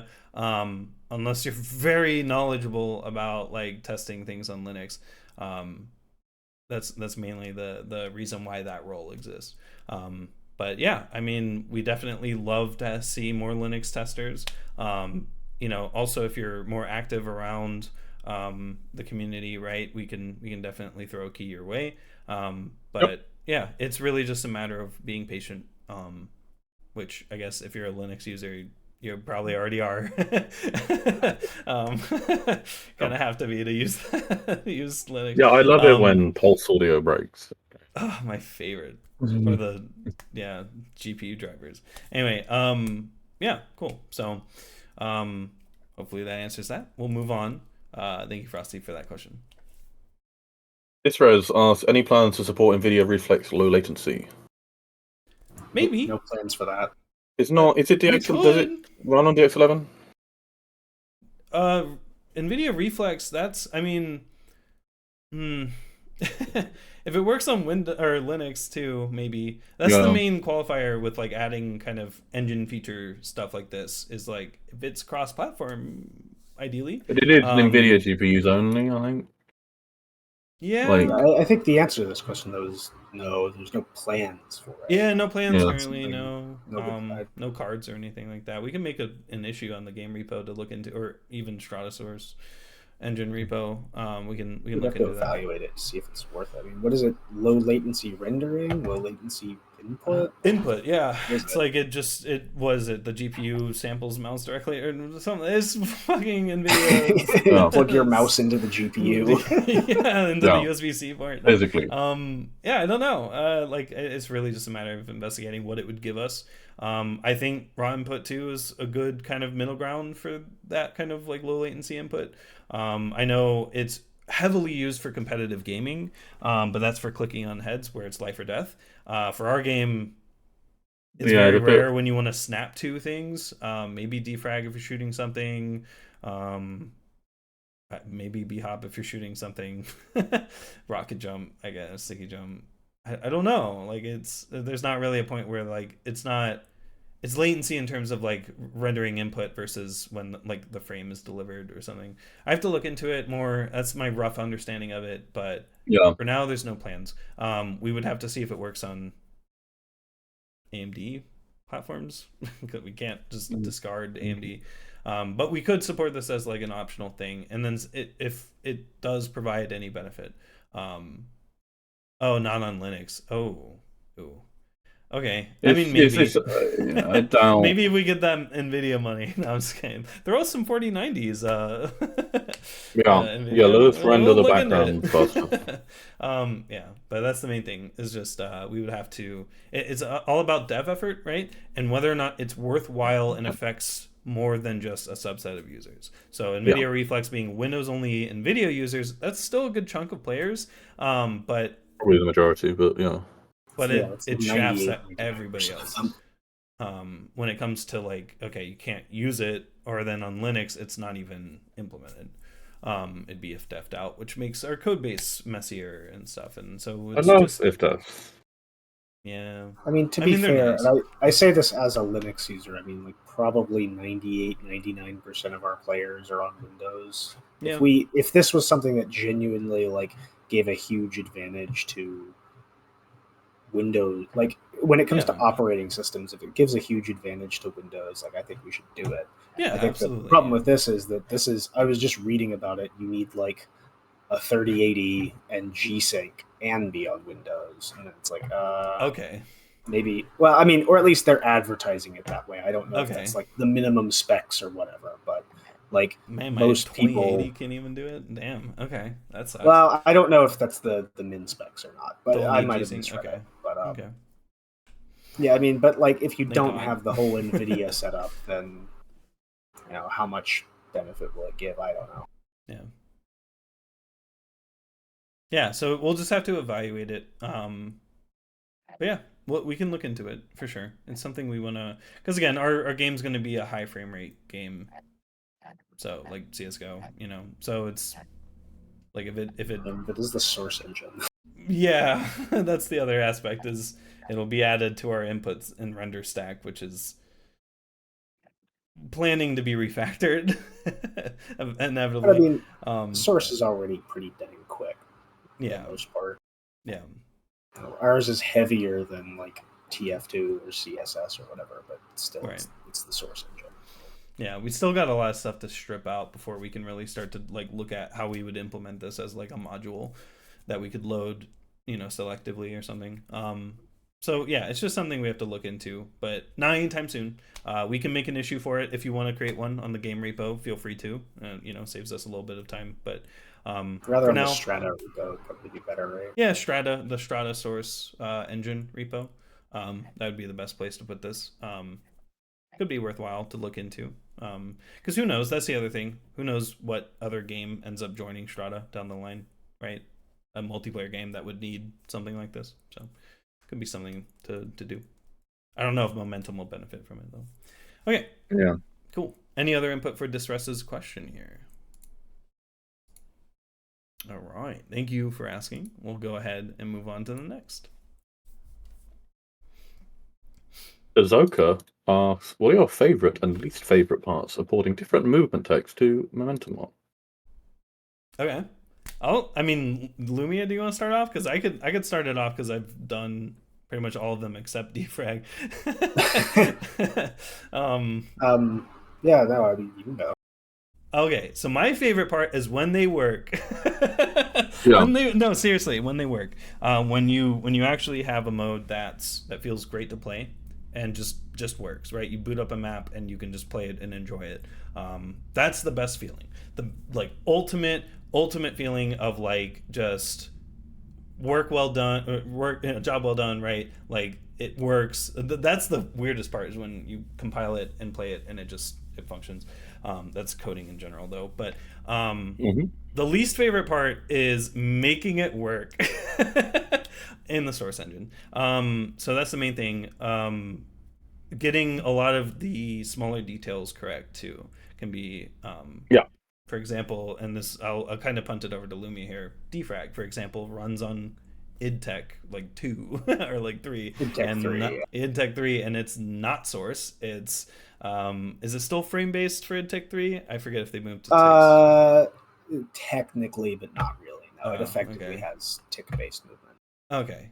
So there's differences, and stuff like Conc, for example, comes from Gold Source, which is frame based, and you have to like deal with the fact that the movement's not going to be exactly the same. You have to kind of like nudge values to make it work on a tick based engine. You can't use frame rate dependent stuff for anything if you want consistency. So it's that would probably be my least favorite, is just all of the nitpicking you have to do. But that's why we get people that are testing defrag, conc, and all these other modes that are coming in from other games, is we need to make sure it feels good, because we can't get one-to-one because we aren't idtech 3, we aren't Gold Source, right? So we're not going to be able to get one-to-one for these modes. We want to get damn near close, and then also make it feel better if possible. If there's like things that just Gold Source sucked at doing or whatever, right? Because we already have the tick-based engine. You can kind of change your frame rate to be whatever. So you get smoother gameplay already, but then does it feel good is the other question, right? Of like, you know, our engine feels good, but does the gameplay feel good? And that's the least favorite part, because it could lead from like, oh yeah, this entire trimping mechanic sucks ass, right? Like rewrite it, versus like, oh yeah, the conch bounces a little more, maybe it's like mass or gravity, you know, whatever needs to be touched, or the force, right? Sorry, that you throw it or something is wrong, or the angle. That was a big one. It was the angle that it gets thrown at had to be reverse engineered. So yeah, there's a lot of just kind of like nitpick stuff like that. But I feel like that also just goes into like any part of momentum mod, right? When things work, it feels amazing. But when you have to like tweak and like it takes a while to iterate on something, that's usually the shitty part. But I'll let Lumia talk about defrag, because that's fresh. Yeah, and ongoing. Pretty much what you're saying is like the worst part is trying to figure out these stupid tiny little details that require you to like do ridiculously deep dives into the original stuff. Like right now in defrag, I think there's still an issue where weapons feel like slightly too weak, and so difficult maps are more difficult than they should be. Right. And you know, John Carmack in 1999 wrote some of the worst code I've ever seen in my life. If you're watching this, John Carmack, fuck you. He's in his Oculus headset watching this. It can be a real slog trying to go through and narrow down this stuff. And the worst part is when you're really sure you've got it right, and then it turns out to not be. And there's been a lot of things where I've done like tick by tick comparisons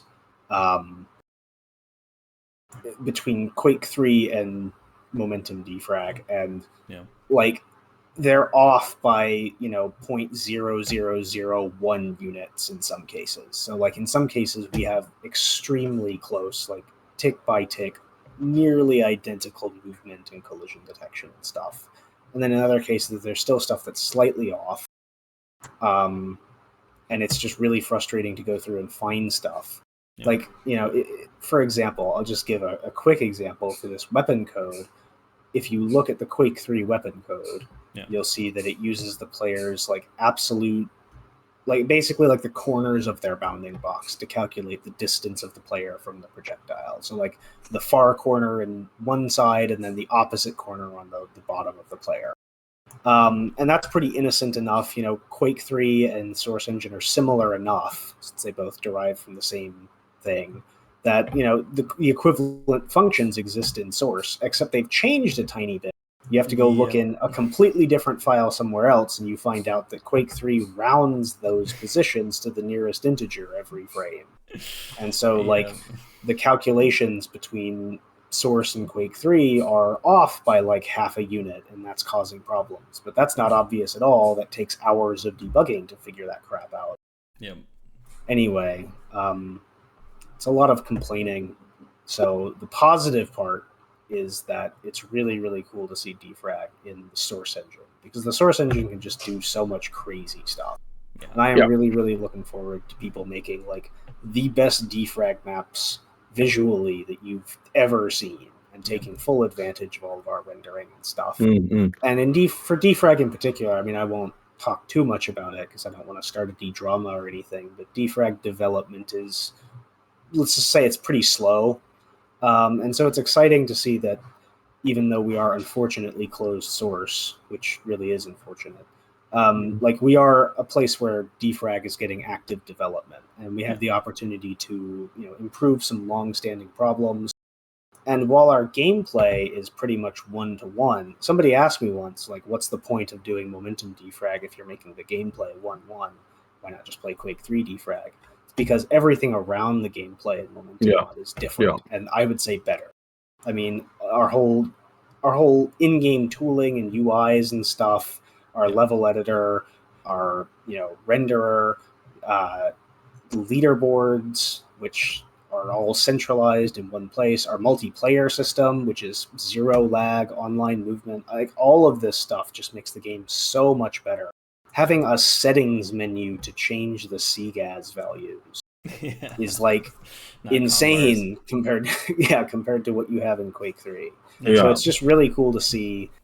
I'm kind of bragging, but it's really cool to see the same movement, but in what I feel is a better place. And hopefully we get something that can live up to the expectations and legacy of Quake 3 defrag. Not that it's going anywhere. I still fully expect that people will play Quake 3 defrag. Momentum's not a replacement. But with Momentum, we have all of our fancy game UI. We've got the back end stuff. I'm just talking about the stuff that I'm doing on it. But all of our engine changes, like we're on not just a more modern engine, but we have our timers, our zoning, all this stuff that like you can port a game mode over, bring the movement over, weapons and whatnot, and then just immediately have all this other stuff. So, and it's on top of that, the platform of Momentum where there's surfers, bunny hoppers coming in, playing their mode, and then being like, what's this defrag thing? Seeing the learn section to learn how to do it, then playing it and becoming a defragger.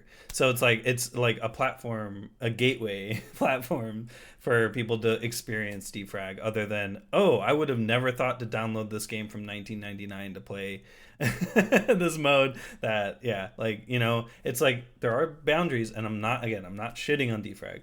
I think that it can coexist with the game. Sucks. But it's but our platform is aiming to make it easier for people to get into it, and that's exciting. I always smile when I see somebody in the Discord say that, like, oh yeah, like the surf feels great, but then they'd start typing in the defrag channel because Al converted them or something, and they're now defraggers or something, and it's awesome to see that. Like it's genuinely awesome to see people trying other modes and liking them. And it's okay, you don't have to like them. It's just like I love to see that happen, because that's what I want out of all these modes in one spot. It's like, whereas one game built for one mode is like, or one server for one mode. Yeah, and that is a really cool thing, seeing like people who would have never otherwise known about defrag, like learning about it and being able to play it.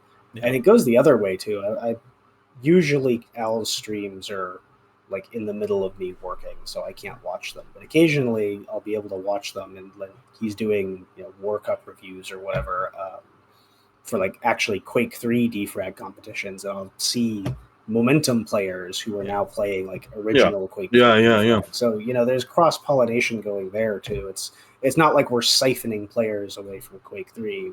We're also I see people join from the Momentum Discord and then join the Quake 3 defrag Discord all the time.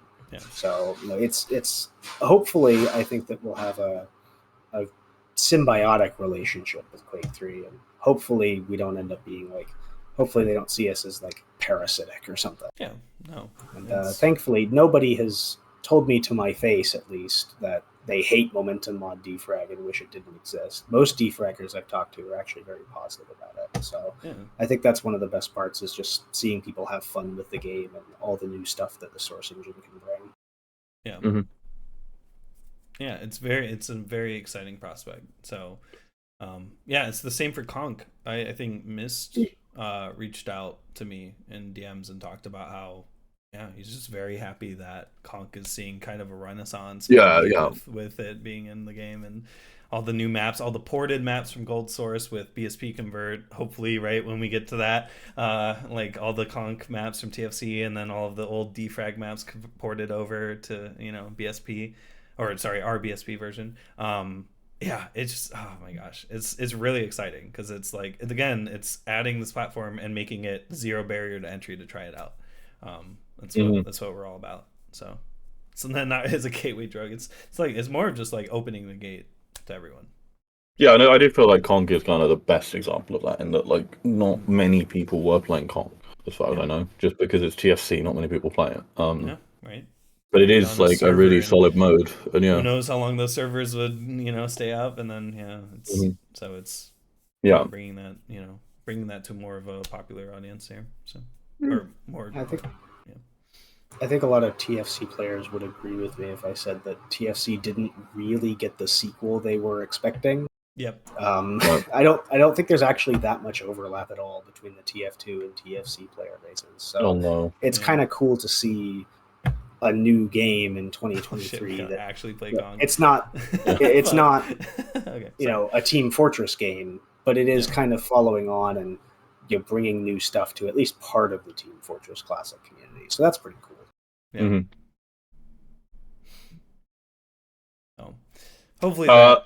Oh, sorry. I've not done much game mode stuff. I just can say the one thing I distinctly remember is when I was working on Half-Life 2, porting Ahop, Yeah. trying to find where all the movement code was, going into HL2 game movement.cpp, reading all The 2,000 ladder. lines of it, and it's just ladders.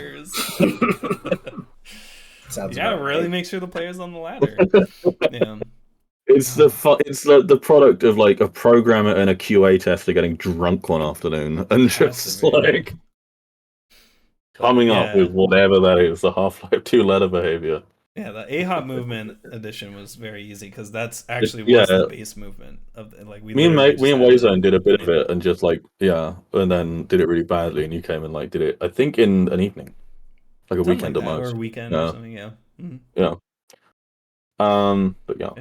We're trying not to do too much game mode stuff at this point. There's defrag, which does need doing, and we've got Lumia that we brought on for defrag. But we do. There's other stuff we'd love to do that we're sort of trying to hold back on a bit at the moment, just to focus on the more fundamental game things. Yeah. But yeah, once we do, Trick Surf will be a very fun mode. Trick Surf is like tricks, not tricks like throw grenades at each other, but the Trick Surf maybe other modes.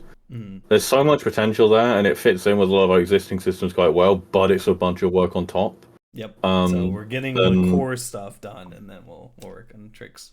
Yep. Yeah, I think we're pretty confident. Is the system we've currently got, we'll be able to add tricks on top of that pretty well.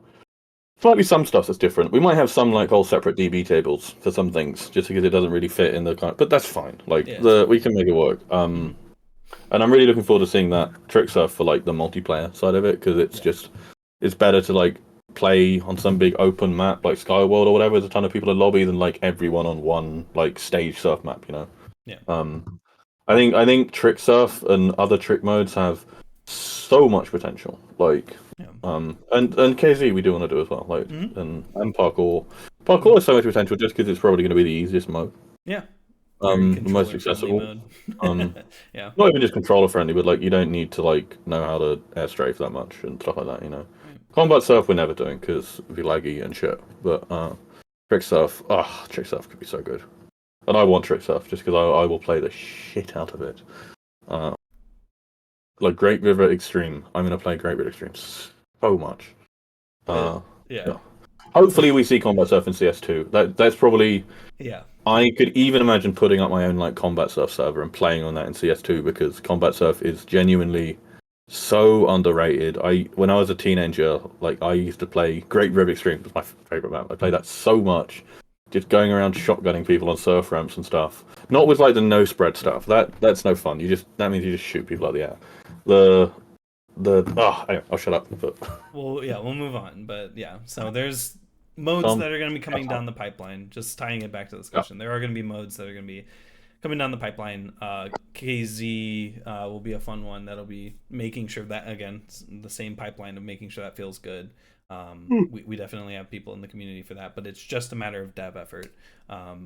So if we can find enough dev effort to implement these modes, they'll come before 1.0, but otherwise right after 1.0 is like a post-launch thing. Can have big updates for that. But yeah, like 1.1 could add Trick Surf or something if we don't get to it before 1.0. Anyway, yeah. All right, cool. Thank you, Tazaoka, for that. We'll move on to the next. REECE asks, is multiplayer in the public test right now? Yes. Yeah. Yep. We have hostable lobbies currently. We're gonna have roaming lobbies probably by 012, and then dedicated lobbies will also come later, and that's your dedicated like kind of server experience. Yeah. It's very cool. Very very cool stuff. You'll see some of it. Well, actually, I'll show you if you're here, rEECE. I'll show you how it's done, or if you're watching this video, rEECE. I get the impression that quite a lot of people in the playtest don't realize where the lobby bar is. Yeah, so we'll show that in a minute, and it will be more. We'll point people towards it more in the future. We'll also have roaming lobbies, which will be automatic lobbies anyway. So like that'll probably satisfy 90% of people's multiplayer needs. But anyway, yes, and you'll see it very shortly here. But yeah. just in case, when they say public, just in case you're talking about the old version of the game, which anyone can download. Oh, no, 087, no. Yeah. That one, multiplayer is disabled because it doesn't hook up to Steam. Yeah. Yeah. So if you're talking about 087, then no, you can't do multiplayer with that. But multiplayer is in the current version of the game, which is semi-public. Yeah. Good distinction. Yeah, you need to be on the playtest build to play with other people on the playtest build too. Yeah. But yeah. Cool. Cool. All right, moving on to the next one. Blank asks, how is progress on map submission going? Pretty good. Here's the tracker. There's the answer. GitHub.com/org momentum mod projects 29. No, we got more. It's not halfway. There's some front end stuff I've not added yet, and there's game stuff. Like we need the map selector to have the beta tab and like to show the change logs of the maps whilst we're in testing. I'd say we're about a third of the way there, maybe less even though. We'll really see. With the front end, there's a handful of like just Angular things to hook up, and it's mostly just big, complicated forms, which are fun.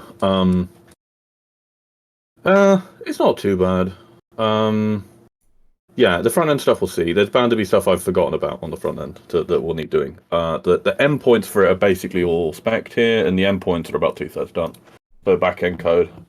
There's a handful that I'm hoping for some other contributors to do, but I might do them this week if no one else gets to them. We'll see. Yeah, but yeah, the whole system's pretty elaborate because for those who don't know, the idea is anyone can submit maps in the future, but they go through this sort of review process where it could optionally go in private testing where you just invite your friends and like you and your friends are the only person that can play the map, that can see it, can download it. Yep.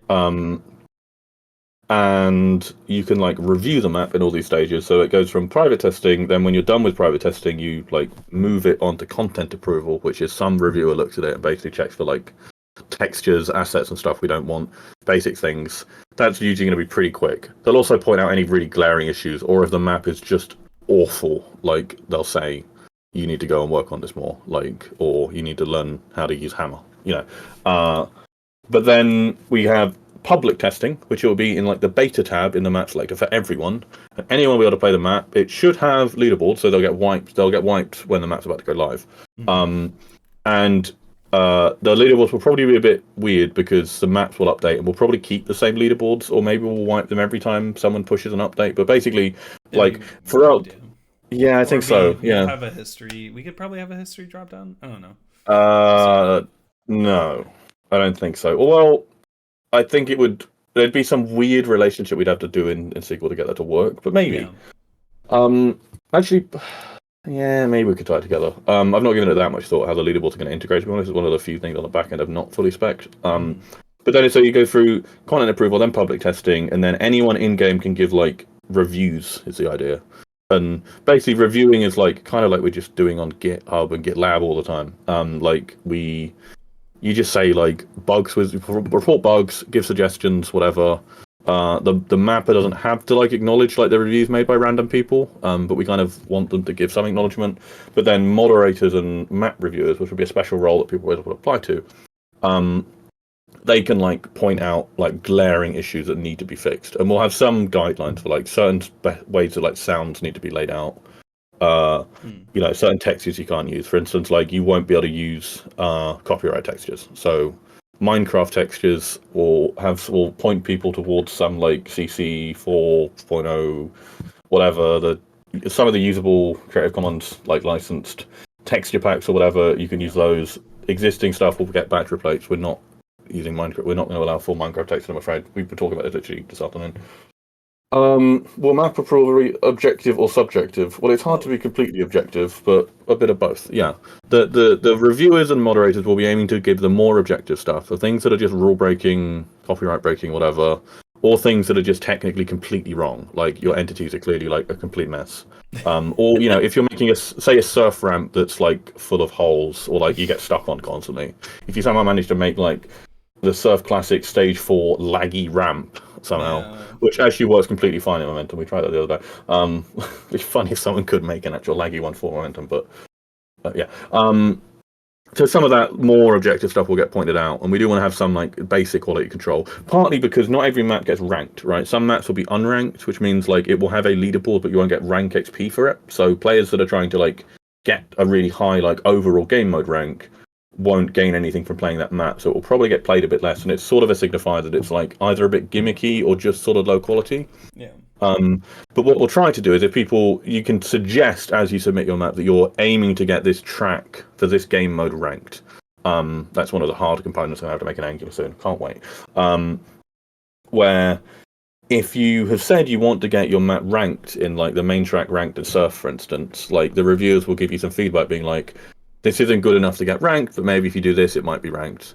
Or if you don't care, we can add it, but it will just be unranked. That kind of thing. So we're trying to aim for quite a lot of flexibility there. We're not going to have this system be like completely overarching and like just dominate the whole workflow. Like we want it to be mostly about humans just talking about stuff. We'll have like a common system, but generally just sort of quality control, and especially when it comes to porting of maps. Like there'll just be a bunch of guidelines for how to do a good port, right? And that's something we really want to see loads of at O10 is getting loads and loads of maps ported over. Where in lots of cases there'll be very minimal work to do, and most of the work can have to be automated using Lumper. Which can move assets around, get all the sounds in the right folder, stuff like that. But yeah, so then that's public approval. And I should just say, in the future, we'll have support for like screenshots. People will be able to take screenshots during the map review and send them. Probably for O10, we won't have that because it's really complicated and we need to fix up multi-part forms for Steam HTTP. But we'll figure that out at some point, probably after O10. But we want to like let you, and maybe replays and save states as well. Yeah. Save states. We want to really especially if you're finding some bug in some weird spot, you want to be able to like really show it in like a really clear way. So that would be fun. Like in game, you'll be able to look at the feedback and then download their save state and like load to it and stuff. Yeah. So really gimmicky maps will probably end up being unranked, right? But one thing that's going to be nice about this is if you have, say, a sticky jump map that people like to or to wall pogo on Soldier and Rocket Jump, like with our new system, maps can be have leaderboards in different modes. So just like in one mode, it might have a ranked leaderboard, and one might have unranked. So a lot of sticky jump maps will be unranked on Rocket Jump, for instance, and just disabled in like Surf, right? And remember, that system. Unranked maps still have leaderboards. So have a leaderboard, just no points, no XP. Yeah. Right. Yeah. So if you submitted like an ickling, I think I pronounced that wrong, but you could still play it and you could still compete for times. It just would not contribute to your overall Rocket Jump rank. Because we don't want to make people grind that map to become top 10 or whatever, because that's just not what the game mode is about. It's not about wall pogo, or only a bit about wall pogo. That map, I don't remember exactly what that map does, if that's the one that slows down rockets, but it's an interesting, I think it's a gorge map, so it's got some interesting stuff in it. It's a cool map, but it doesn't really match how we think of Rocket Jump gameplay. Good. Yeah. And we can always make a really popular unranked map, move it to ranked. We'll really try to avoid doing it the other way, because that way people will lose XP. Like rank XP or rank points. We need to get the terminology clearer in the future. But, okay, I think I just don't know. But we don't want to move something ranked to unranked. But unranked to ranked is fine. If maps are really possible, Mm-hmm. And map submission, you'll be able to submit updated versions of your map, right? You can do basically. There's I wrote the endpoint on stream last night. You can submit an updated BSP and VMS as well. We store VMS as well. If you want to include the VMS files, you're happy with other people looking through your stuff and not having to decompile. And everyone can decompile anyway usually. So we'll upload your VMF as well, zip it, put it in file store. So you'll be able to do a change log for the change you've made, and hopefully this will be a nice way for people to increment based on other people's feedback. And there'll be a minimum testing period of a week for public testing, at which point, after a week, the mapper can choose to move it out of public testing and submit it for the last phase, which is final approval, which is a moderator or admin looks at it. And they're looking for any really egregious issues. They're checking a big thing is a pack clump, right? Because BSPs have pack clumps or pack files, which are literally zip files with a folder structure, and it's pretty common for maps to have pornography in the pack clump, stuff like that. It could. Okay, there's a bunch of stuff maps that do. They have probably there's a bunch that do it. There's quite a few that maybe it's the old ones, and I'm just old school, but it used to be a lot of maps with porn rooms. So anyway, that kind of stuff we obviously don't want. So the content approval and final approval are kind of similar, but we do want moderators to like finally look over stuff. And also what they do is they look at the reviews that everyone's given and the mapper's suggestions for the rank and unranked stuff, and they make the final decision. And also tier. So the mapper will be able to suggest a tier. Every reviewer can suggest a tier. Ultimately, it'll be up to the moderator or admin, and those will usually be like people that are very knowledgeable about that game mode, and they'll often like discuss it in some private Discord or whatever between them, like the different moderators. But yeah, that'll be the final. They'll have the final say on tier, but we want to have as many people as possible say like suggest a tier and stuff, and give like useful statistics for them to decide. Because then once the mod or admin approves it, it's done and it's fully in game on the map selector approves tab. So yeah. Sorry, I really went on about that, but I don't think I've given the whole spiel on this before. So. We'll get it. We're also getting this documented on our doc site so that you can see what the process is going to be like before you even see it. I can't remember if I have it pushed yet. Our review checklist of what we're going to go through on your map to make sure that you're all good. Well, actually, if you want to see, if anyone is really interested, I have a published link to that Google Doc, like a non-editable one. Oh, nice. It's a bit messy, actually, some of that. Oh, yeah, true. But it's not really a completely final spec. But if you look at this issue, you'll see there's a link to that Google Doc and a few other things. So yeah, that's like. Yeah. I just wanted to note on that we do want to publish all of our specs that we design, and have, just so that people are aware of like how we are going about some of these systems. I mean, obviously we're not going to publish every spec we do, but like the ones that are applicable to public, like mappers and stuff like that, it's good to like know how the process is going to work in a more overview kind of way, and then also just seeing like what we're looking for in maps, so that would you can help us with our review by making sure you follow our checklist. That will mainly be on the docs site, right? But some of the spec things, the issue with our spec docs is they tend to be on just shared Google Docs that we can make like a publishable view only link. Often if you look at like our zoning spec doc, a lot of it is kind of unfinished, but most of us sort of know what's unfinished, and we can kind of tell because we've been in these endless meetings on them, so we've not actually sat down and like finalized it for other people just because we don't exactly need to. Not yet. Because most of the time those docs. Well, we are implementing it. We're going. What I mean is we'll be iterating on it, so it might not even be final yet. Well, I'm not sure how much we're going to keep changing that doc. To be honest, maybe a bit. I do think what we tend to do is we get a doc that's at a pretty close spot. We get some issues and things made, but then to some extent we do end up with a bit of it just being kind of shared knowledge that's not completely written down in its final form. It's just kind of good enough for the people that have been there, which isn't great. But I do think with like a lot of the zoning stuff, for instance, like the core things that Rio's working on at the moment is explained well in the doc. A lot of the things when it comes to like the leaderboard system and the structure of that, it's kind of in that doc, but some of it's slightly out of dated. But like I actually have a spec for quite a lot of the DB changes in website already, and it's in the issues there. And it's like, it's often with the Google Doc, they don't end up being like ever completely perfect, but we could make more of an effort to clean it up. It's just, we don't really need to for development purposes. So yeah, but we could be more formal with it. It depends on the spec, but yeah, for sure. Yeah. Stuff like Learn, I do want to. That has a pretty clean half-written spec that we'll finish up. Also, the report system would be good. I'd be interested to hear what community people think about the report system, because I'd like to hear from people that I expect some people think it's too harsh, and I'd like to hear from the people that aren't idiots that think it's too harsh. Where we're going to be basically, if you join a lobby and like spam slurs or whatever, you get auto muted forever.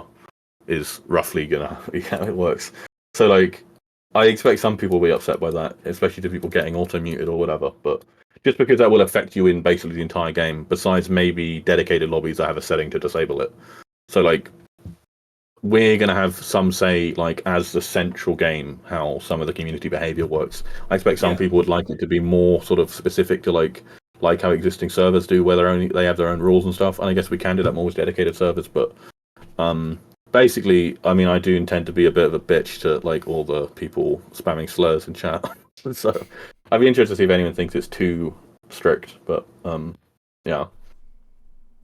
My only thing with that is that if we give people the ability to like actually host their own dedicated lobbies somehow, and it's not through Steam or whatever, we should give them a way to like not be moderated by our stuff. I think as long as it's on Steam, though, and especially if it's something that is expected to be like publicly visible, then we should absolutely like be moderating that, because that's what people are going to see as part of Momentum Mod. And our general approach there is it's an auto-mute system, kind of like CSGO's, which I really like, where we're not going to ban them from joining lobbies. In fact, I'm not even sure we can, though we can sort of artificially hide them. We can't, or no, we can't.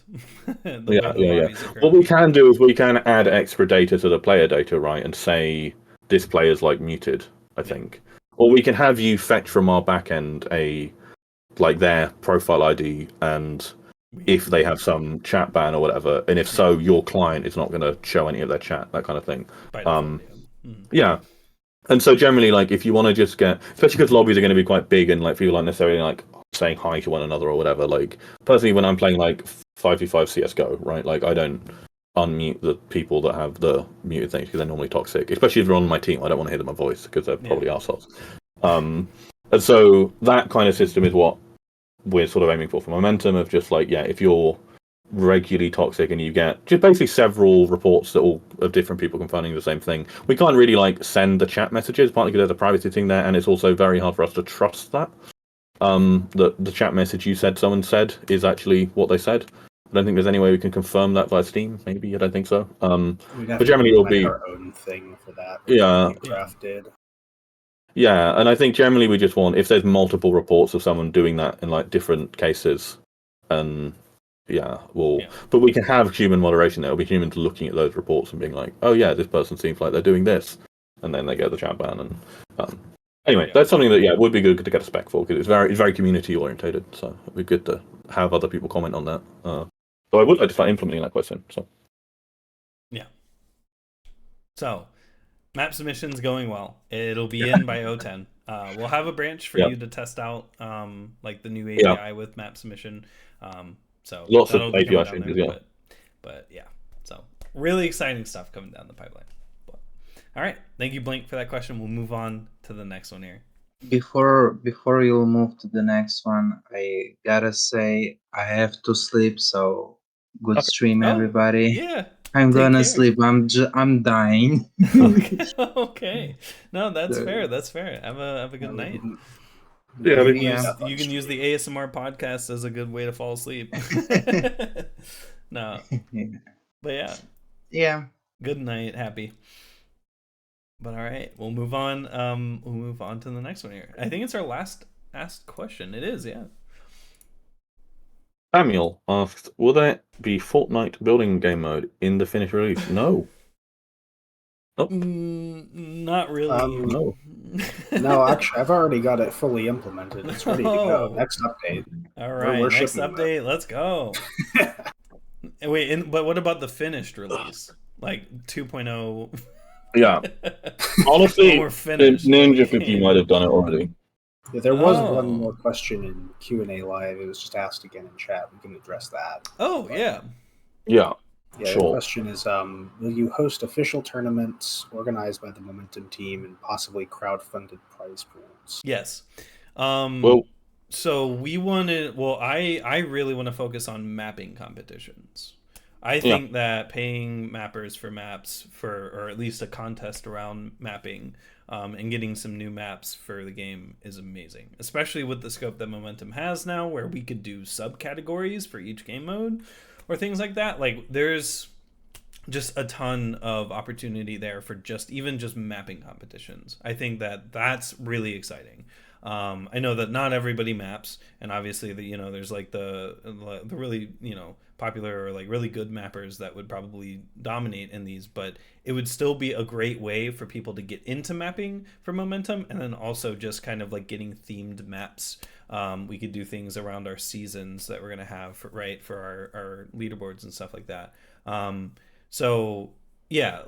it comes to like actual official like competitive tournaments, we could do one probably, but I would really like to put that in the community's hands a lot, because that could lead to like just different like I don't know. I mean, like having like an official Momentum one that maybe spans multiple game modes or something could be good, but like I think the community could probably run with it better than like, because we would effectively need a dedicated team to do like a tournament all the time. Yeah, but like no, a mapping that's competition, we just come up with like a spec and like the pool, whereas like the competition, like a tournament would actually need to be like probably for me the tournament stuff is really about us providing a really good platform for tournament organizers who are experienced doing stuff in other games and making momentum better than those other games.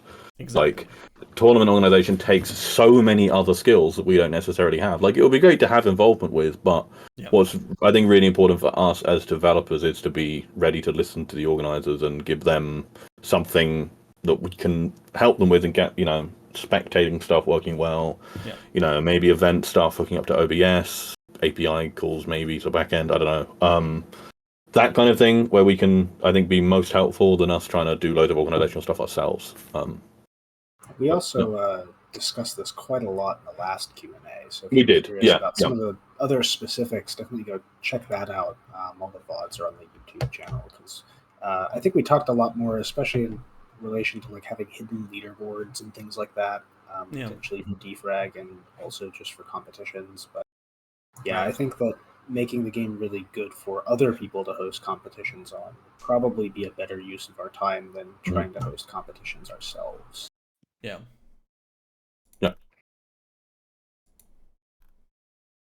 Oh, cool. All right. Especially because the game kind of is a like eternal competition. Like, we're already running that.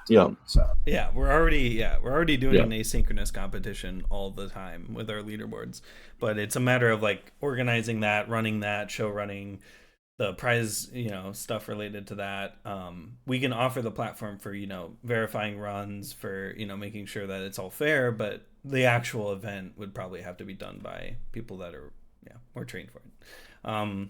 But it's exciting. It's exciting to see what'll come out of that. And then, I'm really pumped to host the actual like mapping competitions, which, wouldn't really be something that we like actively host. We announce it and then set like a date time frame, right? And then, or an end date for it or whatever, and then just judge the maps. And that would be the only thing we have to do, I guess, really, right? And then, I guess community voting too. We'll have to see how the other mapping competitions are run and go with that too. See how we could improve it, or where we could tweak and make certain things maybe momentum specific, or introduce momentum specific things. But it's exciting. So cool. All right. Let me get the game going. We'll go into some gameplay here. Yeah, which we show off. I don't know. I'm going to make some coffee. I'm going to be right back in 5 minutes. Bye. All right. I will also be right back in a minute. Sounds good. I'll run everybody through the standard spiel. Gameplay plus webcams. There we go. Cool. Okay. All right. Me alone. Oh no. You guys are stuck with me. Cool. So, nice. We're streaming Conc. Oh, are they in a lobby? We can join them. There's 2 lobbies going on. Okay. So this is Momentum. I kind of clicked through the pop-up. This is our main menu. Standard spiel. Got to do it every month. There's some new faces probably. So, right, with Momentum, our main menu can kind of show you information relating to the game or official events that we might be hosting or anything. That's what these are up here. Our changelog kind of migrated over to Steam events because it has more visibility into the update. It's pretty cool. Sucks that they're not automatable. I'll bitch about that some other time, but so you can see kind of our changelog here. We'll have more things like recently added maps right below this, so you can see newly added maps. As well as maybe challenges and like dailies or whatever that you could do. We'll figure out what we want to do with this left side in terms of like maybe tabs. Do we want to have different actual like floating components and stuff? Because you can like collapse it if you don't want to like care about the news or whatever. You just want to see like new challenges or stuff. So that'll be fun. I'll get to the map selector in a sec. We'll add cosmetics around 0912, 0913. So that's coming soon with that.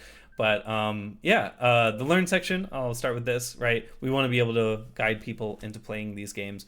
We're probably going to be the first instance that a lot of people get into surf, bunny hop, all of these modes. So being able to learn and like play a specific thing, right? So this is surf. I forgot what I already just clicked.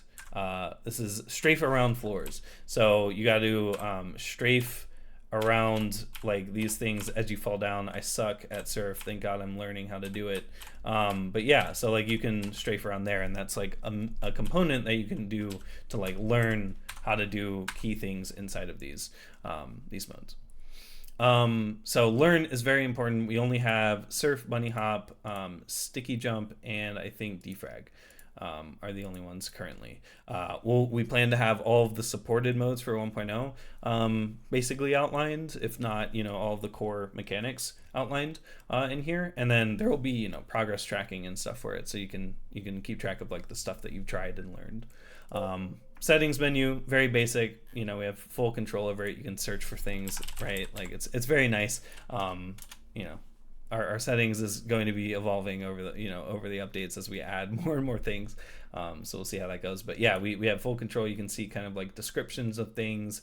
You can see like how it like affects your game or anything like that. You can see related console variables for some of them. So it's pretty cool.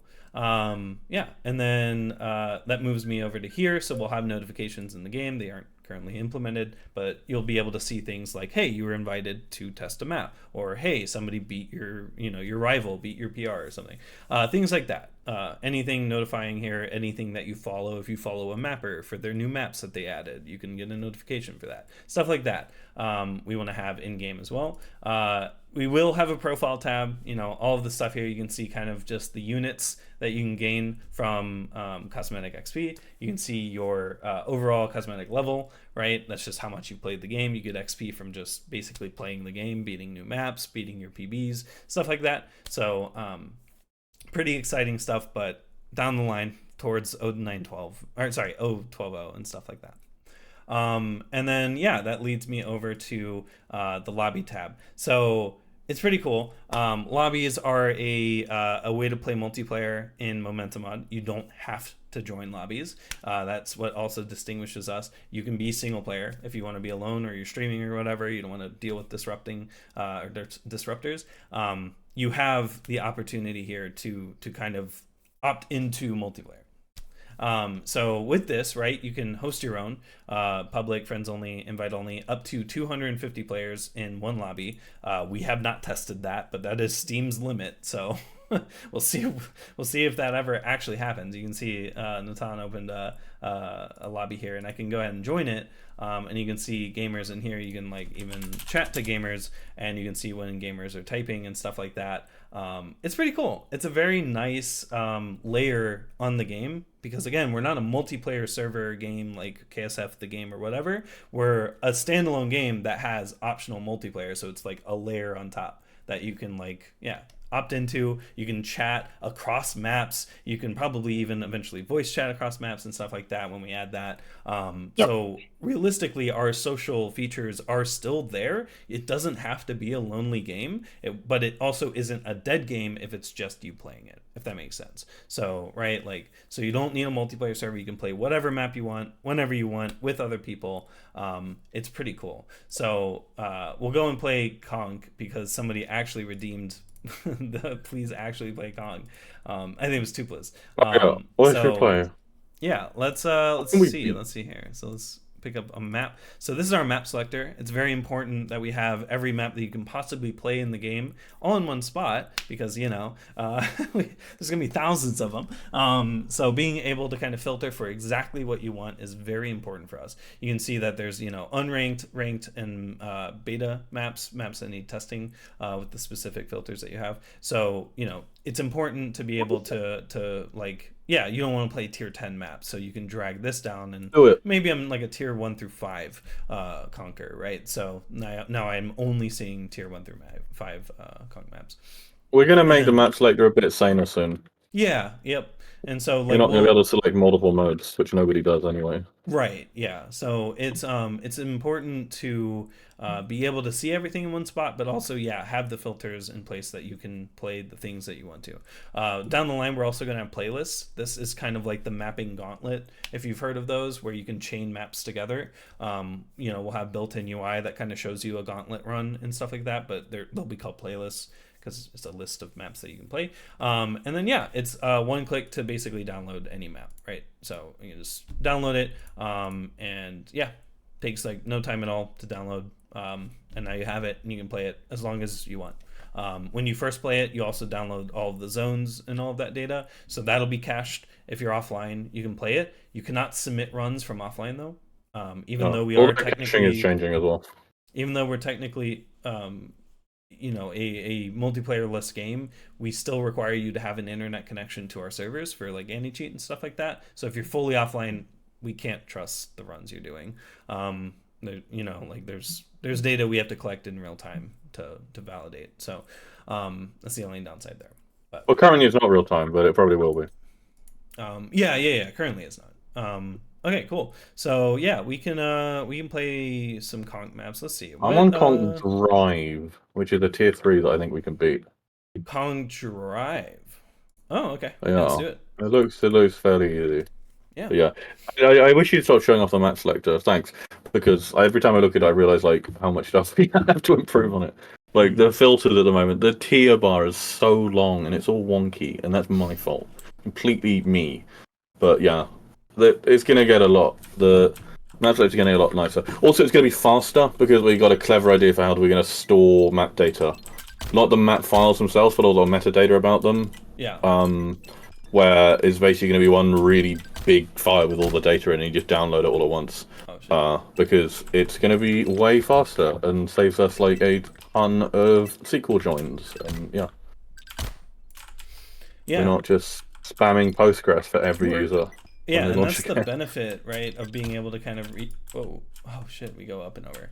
Of being able to kind of like, you know, refactor our designs while we're still in beta to get kind of this. Oh, okay, I see. So I need to throw a lot of our web systems, which were like originally designed in 2018, like a lot of it now that we've got the rewrite done, we can quite comfortably change stuff and start doing fancier stuff there. So, yeah, speeding up a lot of stuff using Redis, doing ranking system way better there. That also allows us to do multiple instances in a way smarter way.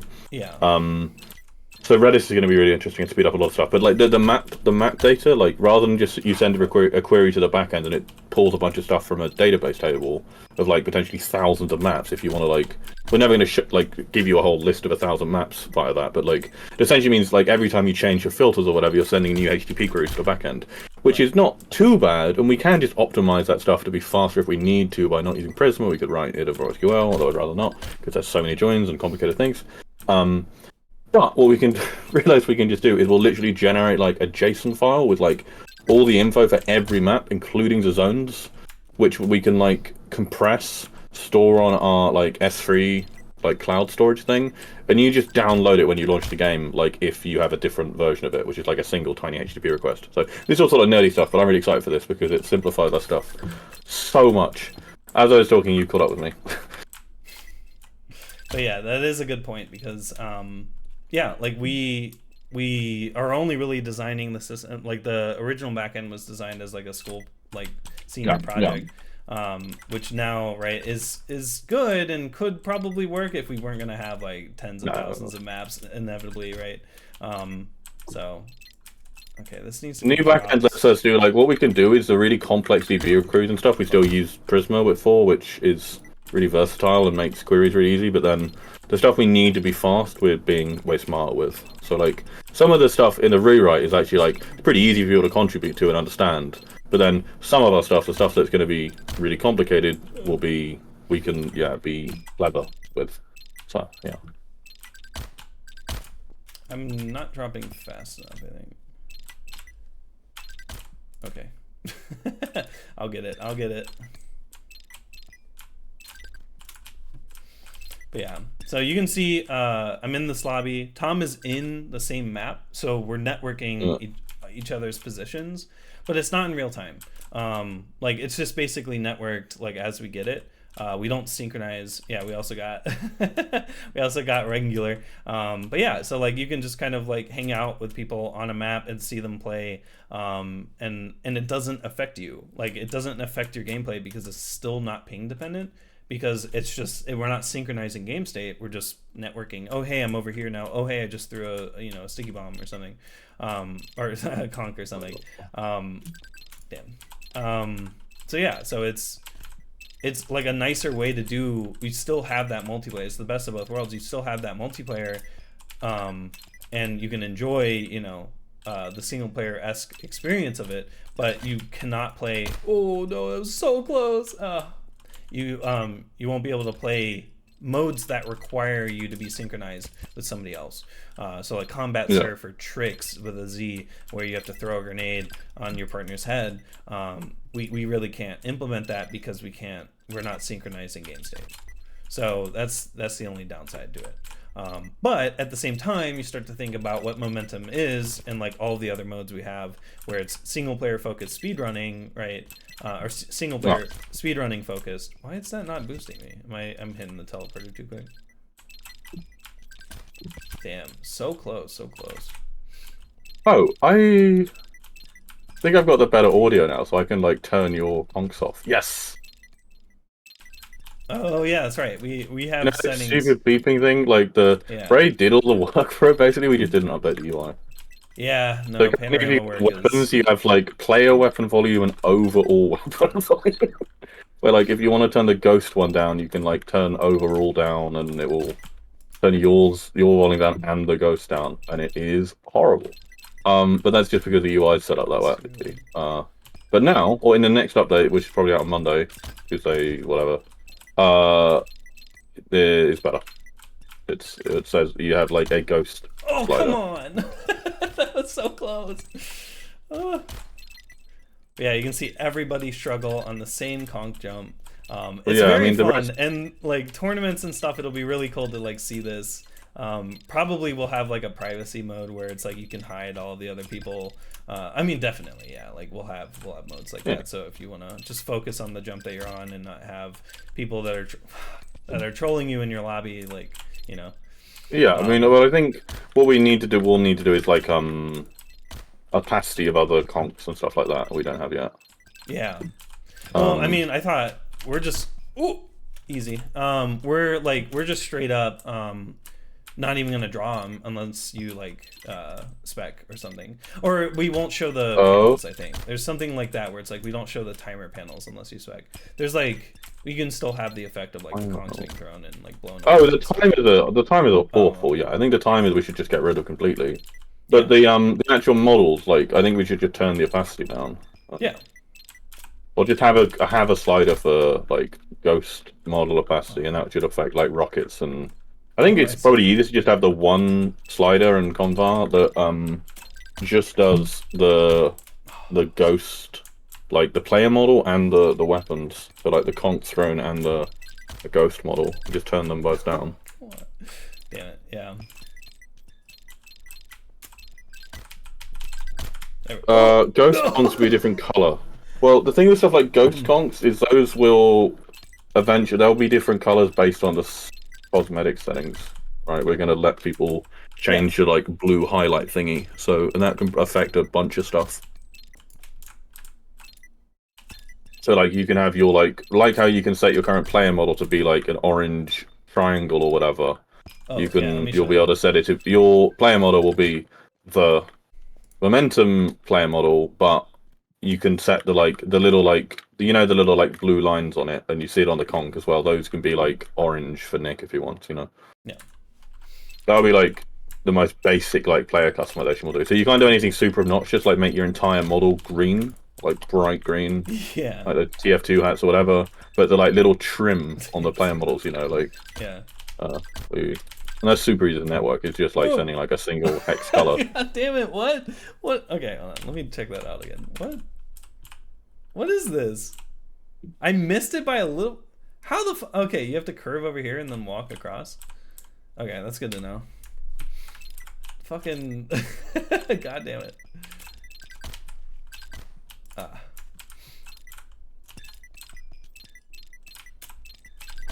Yeah, but player customization, we really want you to be able to represent your favorite modes or maybe a clan banner. Like we'll have a lot of fun customization stuff down the line too that shows up in your replays and Yeah. You know, like while we can't sell cosmetics, they still have to be meaningful because you know what's preventing somebody from just locally modifying stuth, which we never will. It's just we have to have some. Having it networked is nice. But yeah. The thing with like all the model cosmetics, like the custom models and stuff, is like it's realistically going to take a long time before we actually have like many of them.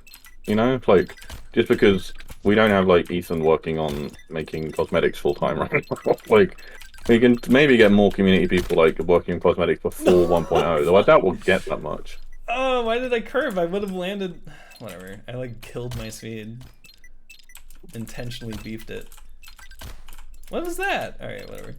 Don't know why that conch didn't work. I can't do this fucking stage. Conch's too hard.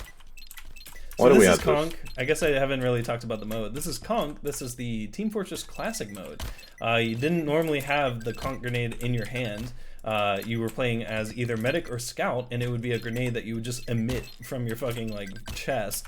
But yeah, but obviously all we care about is just the grenade. And there's maps that are made to utilize the grenade's interesting mechanics of the closer you are, the less it, or I didn't throw my second one, the less it boosts you, or the, yeah, that's right.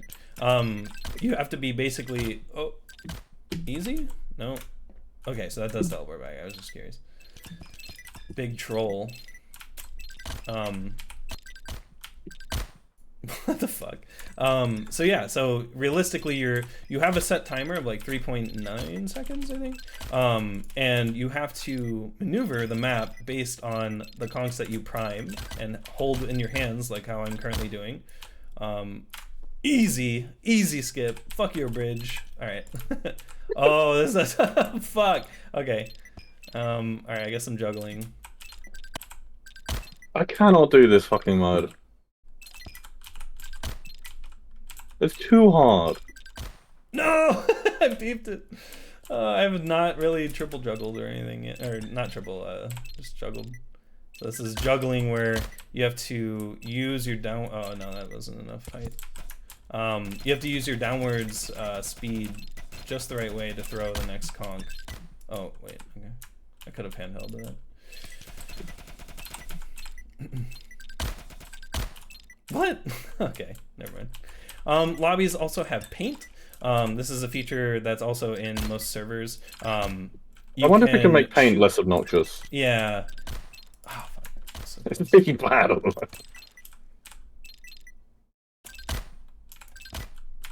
I guess opacity, but like... Damn it. Yep. How do decals actually work? Do we have any like metadata about a decal, like after it's been emitted? Can you know what player cast what decal? It's all in the engine and it's terrible. So that's what I figured. I had a brief look at the decal code and it was fucking dog shit. It should not be an engine, and that is something that we want to improve. Yeah. It is just, and why I say an engine, there's server, client, and engine. Engine spawns server and client for a single player game. But yeah, if you're just, you know, playing like on a dedicated server, you just spawn your client or whatever, right? Fuck. And so right now, decal drawing is spawned from server and drawn in engine. Like it's like weirdly an engine when it should be in client. And then if it's in client, we're going to be able to tag things like, yeah, who did it. Yeah. We can remove specific players' decals. Because it just bungs it bungs them all into some big vector, right? But it doesn't have any like data about what's from what.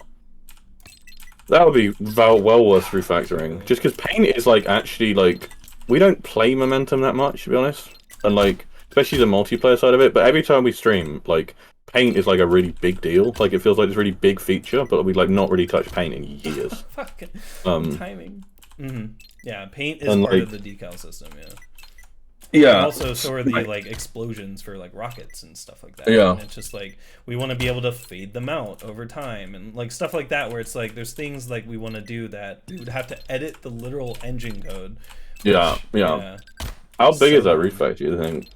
I plugged my drive in so I can look at the engine code now. Probably not a lot.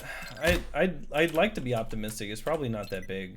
Yeah. It'll probably take SL like a day or two if he wants to do that. Honestly, yeah, I don't know if does Portal not. What do they use? I guess they're like gels and stuff. They must use some. Obviously, they don't use decals. Oh yeah, no, Gel is its own system. Yeah. So I guess they just don't really care about. But it would be really. That does sound like an SL thing, doesn't it? Yeah. I don't know if we got that track, but yeah, it would be so good. Yeah, to be able to like muting a player gets rid of their paint, right? Perfect. Yeah. And removing a specific player's paint. Yeah, or setting the opacity of some paint. Yeah. Or like having their paint fade out faster than yours, something like that. And presumably all of that we could do if we had. Like the decal system's not enormous, I don't think.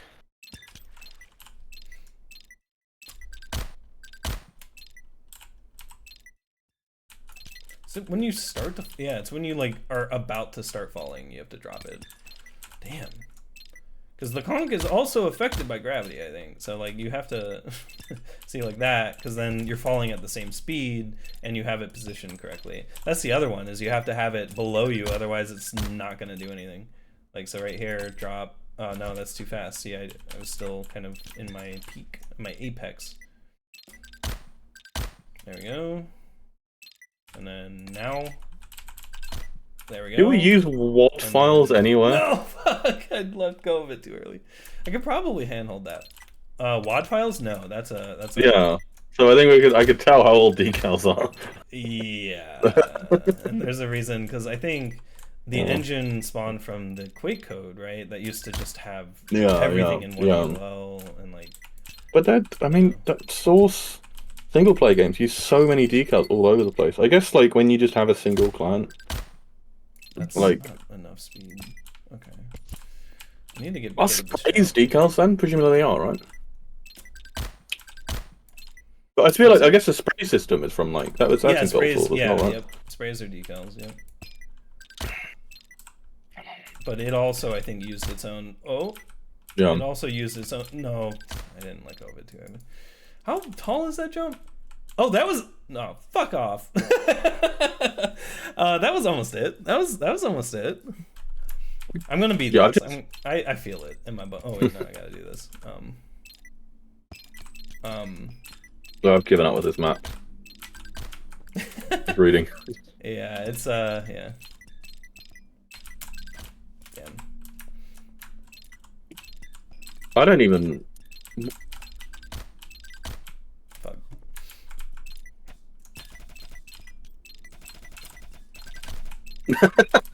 Fucking hell.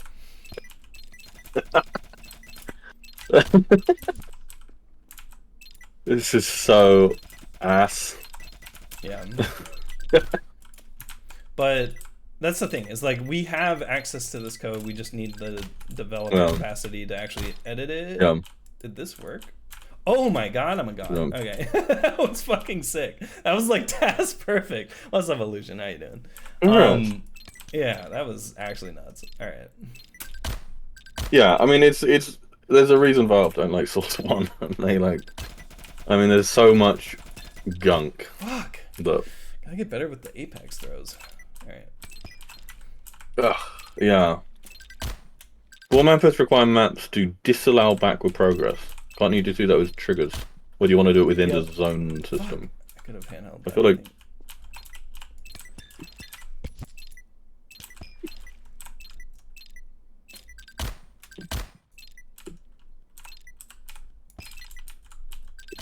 Damn it! How is that not close enough? Oh, sometimes it's just not knowing the radius of these things.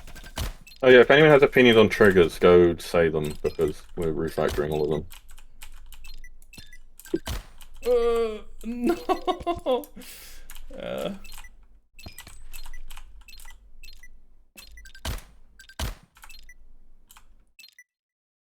But I cannot wait to actually get the new zone stuff in. So Rio's given us some really great demos. So, with new zones. Yeah. And just lots of slick, nicer behavior of how starting like. Oh my god. We have this concept of like primed state, which is like the state in which you're able to start a run, and you can sort of go in and out of that state. and that the rules for that change somewhat depending on game mode, but like not ever like super severely. It lines up pretty well and like it's quite consistent. So for stuff like pre-hopping, weird stuff with like going out of a start zone and then hitting some trigger, going back to the start, whatever. Like, Okay. well, I've had momentum triggers, so don't really do weird rescript stuff. Yeah, I mean. Oh fuck! I thought I had enough clearance for Yeah, that. we're never gonna have rescript or we've got Angel script and Hammer and Squirrel. What was it that you think Squirrel? Fucking earlier. Descript uses scroll. Right. Somebody right, yeah, that's it. Yeah. Yeah. Oh. Some .nut. Damn it. Okay. I can't do a like. You have to wait. But it definitely is an advantage for a programming language if its source files are called .nut. One of the. What language has the best source file names and the worst? I guess C++ is the worst because there's like header and h.pp and project all very differently.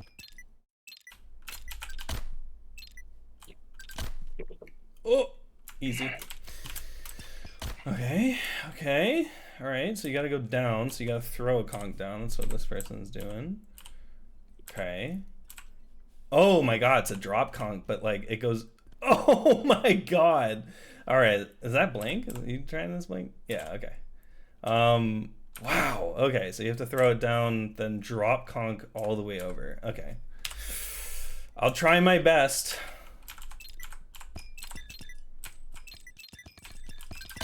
Wait, no. Oh, wait. Hold on. How do you throw it down? Okay. Bounces and then holds. That's not good. So you want it like there? Okay. Oh, so it's... No, you want it... Yeah, you want it like this one first, and then that. What if I got it first try? I would have like fucking pissed myself. Alright. It's like this. And so you... Yeah, you use that. Okay, so you don't even jump at all because you just want horizontal here. So probably there and there. Damn, okay. So that one needs to be thrown like now. Okay. Yeah, because it's... Oh my god, no! That was so close! Oh my god, I literally almost got it first try. Okay. Oh, that was sick. Whee! Oh, that's so cool though. Fuck. Okay, man, I would have never gotten that. I would have had to watch an 010 replay to understand how to do this part. I didn't have somebody in my lobby here. Oh, okay. I guess I'm going back.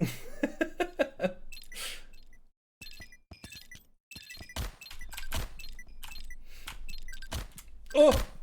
No, it wasn't enough. It wasn't enough. I'm getting enough over there, though. That's good. That's good. I might be a little cracked. I'm sorry, guys. Oh, I didn't. I was outside the radius for that one.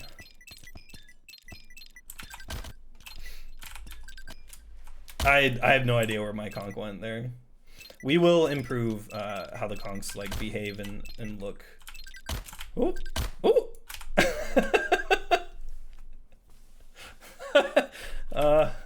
Thank you, Blank, for the route. All right, what's this? Well, you go under. What is this? What? Any videos at all of this map? Oh, okay, hold on. I need to. Where am I going? What is this? So under. Oh, my no clip speed's really bad. Okay, the water and then you water connector. What is that? There's something over there. Is this like a teleport? This map's too hard. Oh, gotcha. Okay. Okay, I see. So you do go down. Yeah, this map is insane. I love it though. So it looks like you can throw a conch down here, which might be beneficial. I mean, that might only be the one you need. You just throw it there and curve into it. I just gotta fall a little faster. A little slower. I'll prime another conch just in case. Oh! No! It fucked me! Shit. I rebounded off the when you handhold a conch, it gives you speed in the direction you're going. So because I hit the ceiling, I started going down towards the teleport and it just fucking yeeted me in there. If I threw it or tried to throw it, that would have been probably better. Also, I probably don't need a second conch then. I'm gonna stop doing that then and just try to, yeah, there we go, easy. And then you go down in here. Water connector. Oh no! All right. All right. Second to last checkpoint. Let's see. What's this look like? Water conchs. Let's see here. Okay, curving, curving, curving, down and over. Okay, so I do have to throw one. So there, and then I'll wait basically until this is about to explode to charge the second. Okay, I need to also position myself correctly. Nope. That, nope. Do have to be kind of on top of it. Okay. Well, yeah, I gotta throw it there because you gotta get the little hop. Oh god, that looks hard. Yeah. I've already been watching you. Yeah, I've been playing the actual game with Rio. Rio doesn't agree with the sound stuff. God damn. Why do you go here? Yeah, I mean it's just we're gonna be running maps through Lumper. It's No. He thinks it's really hard to do with Lumper to figure out like his claim is that you can use the like activator system, the like exclamation mark activator thingy, I know, to like at runtime determine if the player was the activator of a sound and set the mixed context from that. If Rio's right about that, I think it actually is super easy and we can do it. I don't know if it needs if-defing to avoid PDCU, but that would be the biggest concern. It might literally just be like overriding one function in one place than just if-defing that. But yeah. Okay, looking good, looking good. I did not throw that fast enough. I mean maybe, but you're falling really quick here. So it's like you'd have to do that? Okay, maybe that's it. I don't have this conversation. I've got no idea if you're talking about this conch map or like the sound system. No, sound system stuff. Yeah.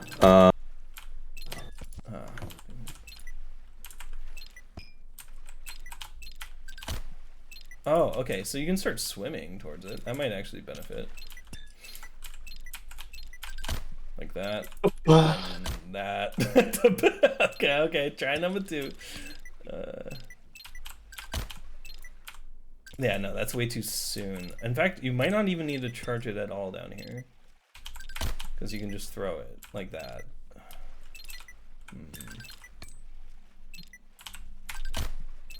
Like that. No, okay. No, you do need to charge it because you're going to start falling really quickly. But it's basically right when this explodes, like right here. And then... Oh!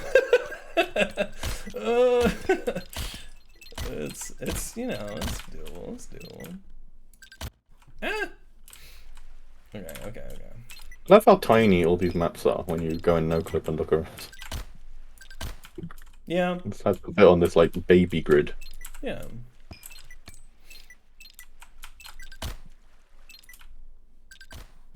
Okay, that was sort of better, but a little bit later with the second one still. So basically right when you get boosted from this. But then how do you fucking throw it? I don't understand. Okay.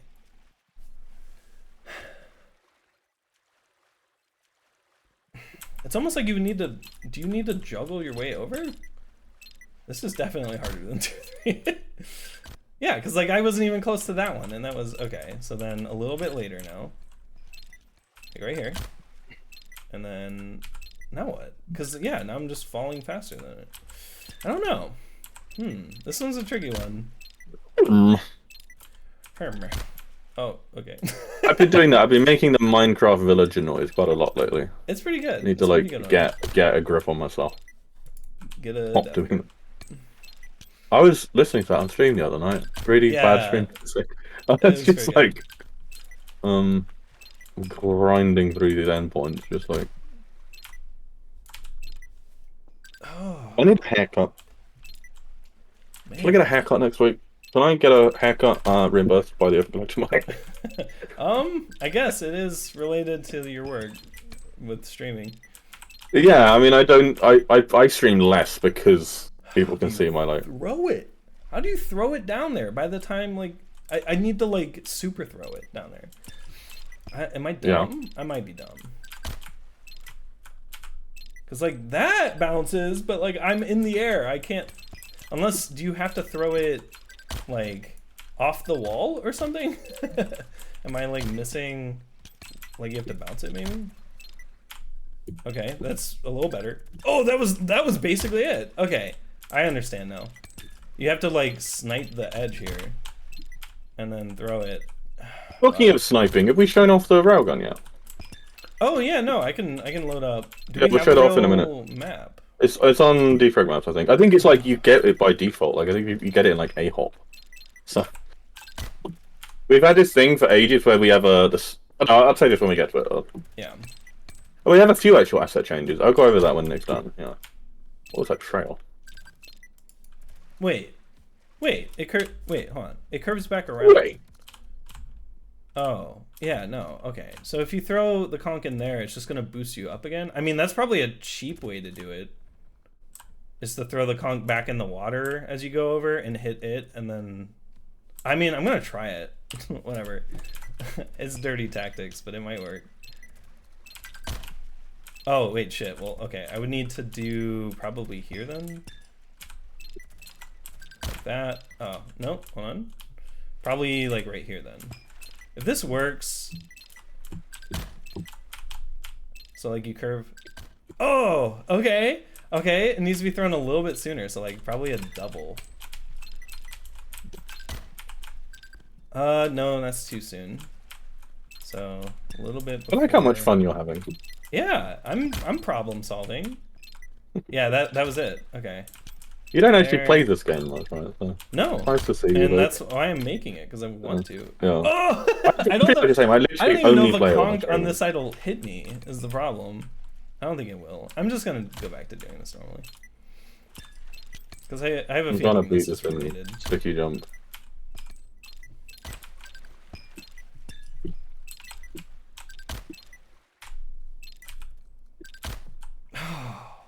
That seems like it seems like you drop it and then like throw it to your, and it'll like basically hit you on the right and then boost you over. Oh yeah, I made the map. Yeah, I'm just remembering how I beat it before. No, yeah. We'll get proper credits of everything. Yeah, it's actually a really hard thing because we have this placeholder system, which is kind of horrible. But to make it work, we need to like let map submitters suggest placeholders that like the admin then approves on like the final submission, and if it gets approved, then the placeholder account gets made. And I've done like half the logic for it now, but it's a bit awkward.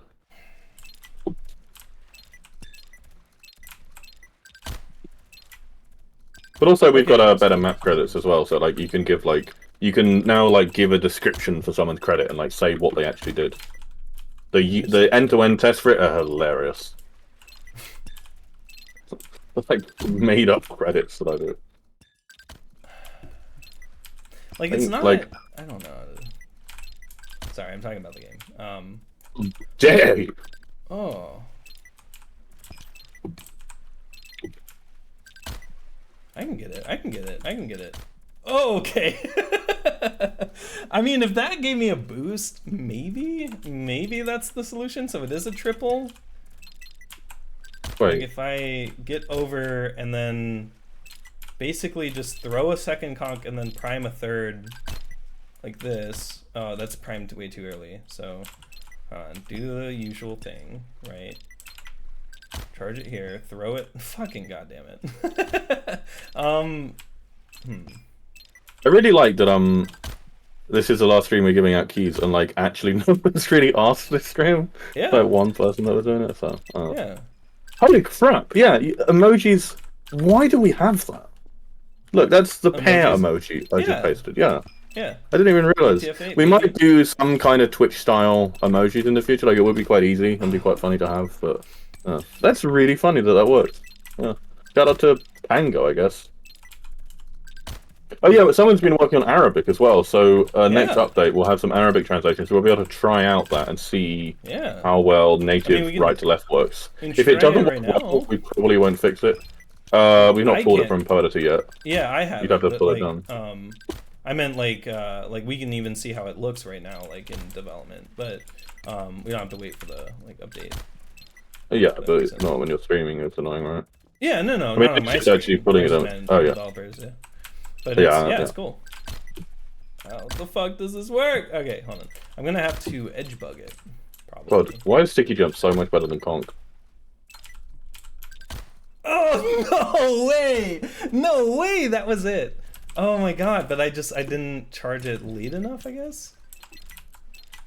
Twitch integrated commands like Tempest, where you can see it trending Twitch chat. Yes. Fuck. We are planning on doing a public Discord bot and Twitch bot. I don't know how you do public Twitch bots or how that works, but yeah, those we're gonna do pretty soon. Actually, we probably want to get a backend deploy going first. So I say it should be after 010. Basically, after 010 we'll design the whole thing. But yeah, that's one area that a lot of people are hoping to contribute on because it's something very easy. However, it's probably going to be so easy that we don't need that many contributions, I hope. Yeah, it would just be somebody we can keep that code base. Yeah. Because basically we have a big mono repo. We've got a big TypeScript mono repo, and we're going to do it. We're using like just Discord.js and the Twitch API, I guess, for the Twitch one. Maybe there's some existing library for Twitch bots. Probably is for Node. And that lets us use all these like existing types and stuff. Like we have basically the like input and output of all the endpoints on the back end have like full TypeScript types already, which is really nice. This is way too early for that conc. Yeah. Damn.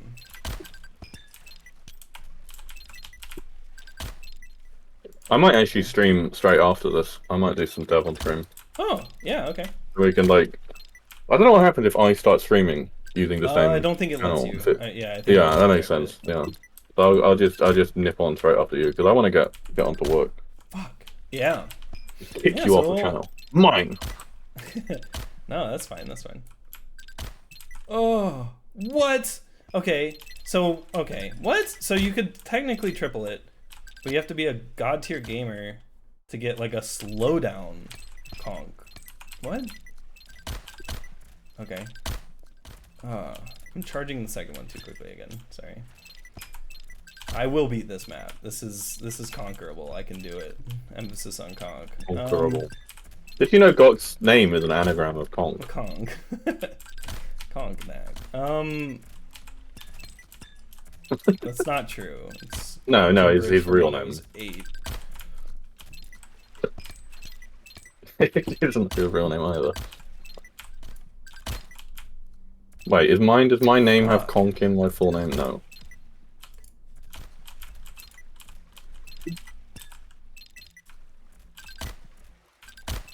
No.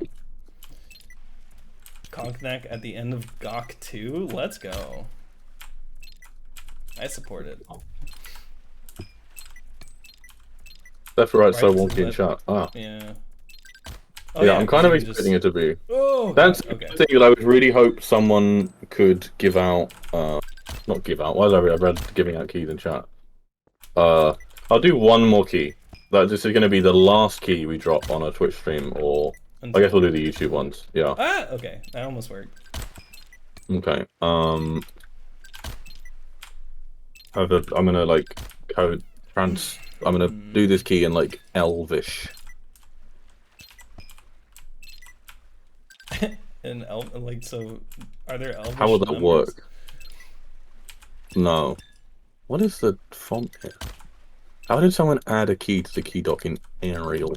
Okay.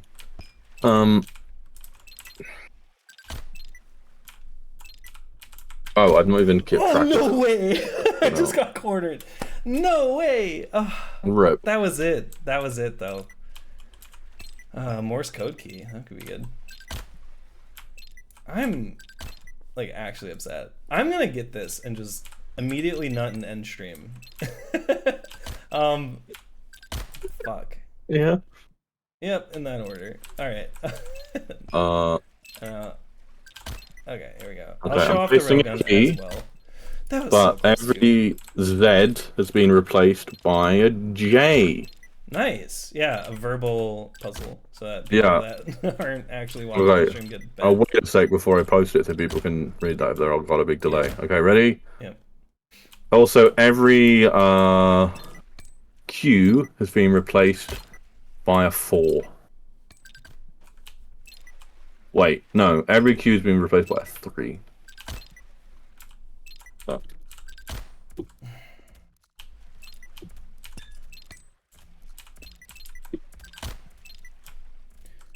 But yeah, I hope no one's upset about us not doing the keys, but I do.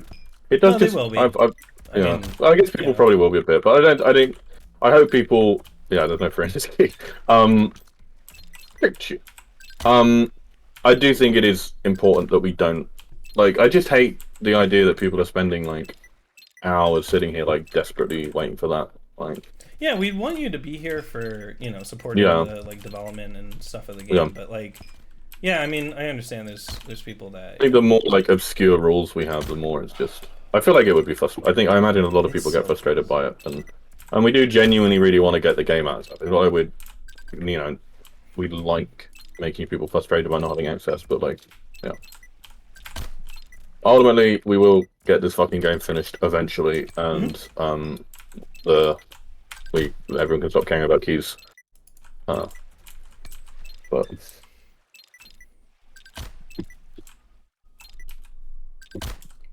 Fucking god, it's so close. I hear it explode, but it's like right above me. Because I'm not releasing it fast enough. Because you need to throw it before you start going straight downwards. It's just hard to time it, which is like what this mode is all about. All right, here we go. Oh no.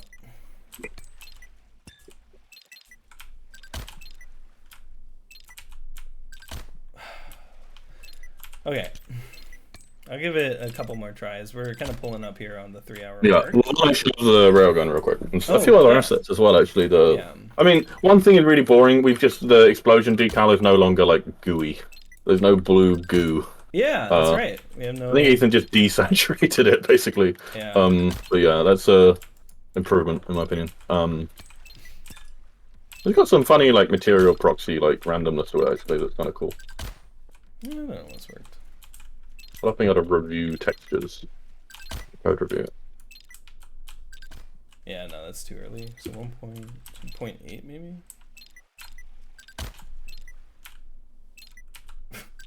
Yeah. 0.8 if I don't get a fucking weird... I need to trust more in my conc.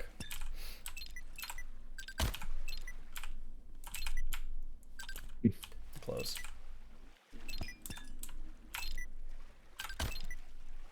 What was that?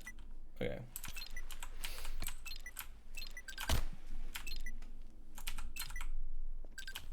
Too late.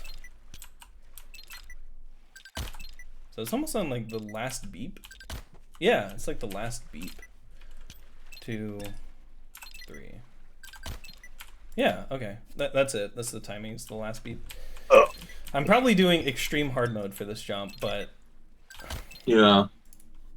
Like, there's probably an easier way, and I'm just really dumb.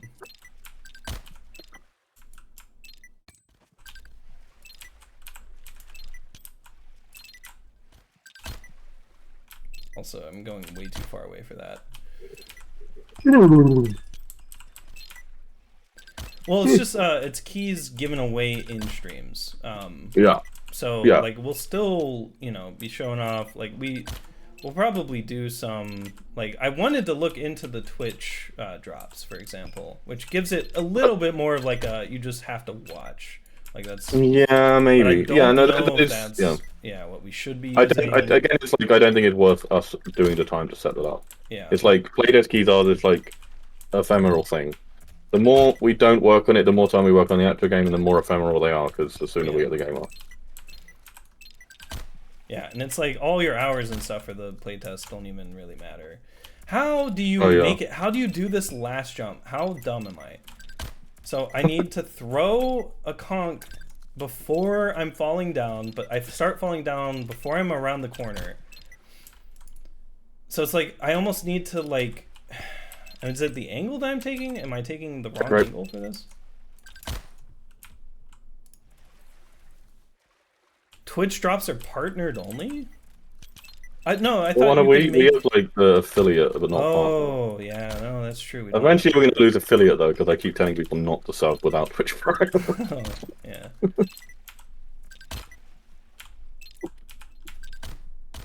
Oh, what am I? Someone gifted keys as well earlier. That was nice of them.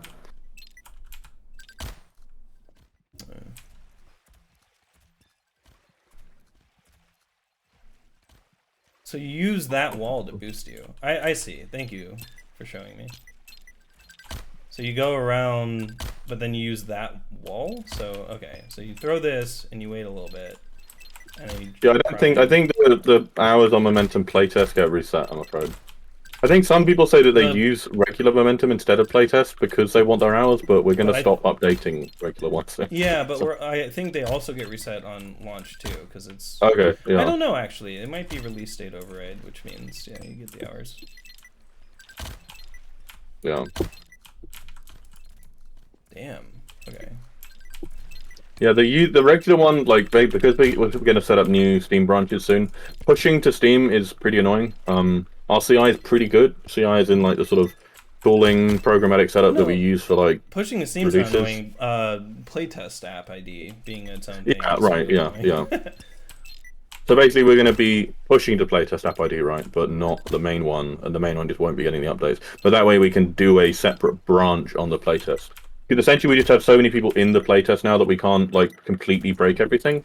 But we do want to test like the pre-010 builds, so we will be getting a build of that going eventually. It's just quite a bit of stuff needs to get tied together before we can do that. Oh, I can't wait for a 10. Yeah. I can't wait to have map submission done. And like, if I just have a productive week like this next week, I can do most of it in front end. If anyone wants to do some Angular, give me a shout. So you need to do it like this week.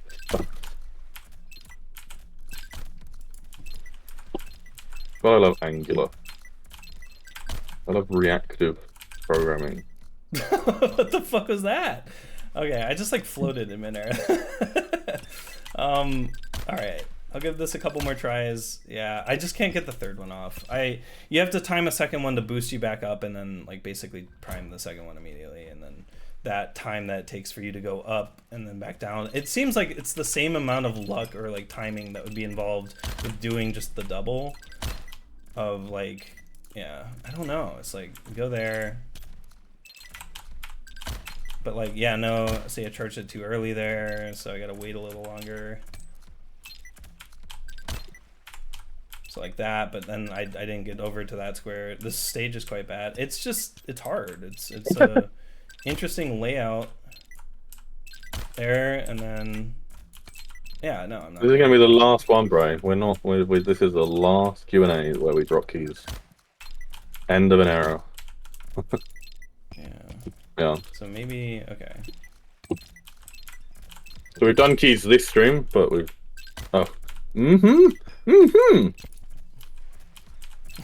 That makes me sound really weird to people watching this on YouTube that can't read Twitch chat. Maybe we should show the Twitch chat on stream. Yeah, maybe we could. Maybe that would actually be. I don't know if we can share like an OBS config setup or something so other people can work on it. Yeah. I don't know how OBS configs work. That'd quite be good. We could even like track it on Git or just have it on TeamStorage. Oh, okay, I give up. I can't get the third timer. That was what I was thinking. It was like, oh, it's a triple, but then the third one you have like no time at all to like set it up and like prime it to where you're falling about to hit the teleporter. Watch me get it like right now. No, I'm just kidding. Okay, I want to show off the railgun. I gotta show it off. Yeah. The beefy rail. So thanks, Bray. Yeah, we do have to hit escape twice to bring up the menu. That's not good. Do we? Yeah. What's a railgun? Kairos Relax? Or? I think Ahop has it. Literally, like the railgun. Try Ahop, and I think so. Just join like Coast. Try it. Okay. Yeah, I need to just do a new like background every Q&A one. This is just one that people, if someone writes something really, really stupid on Twitter, people often respond with just this image.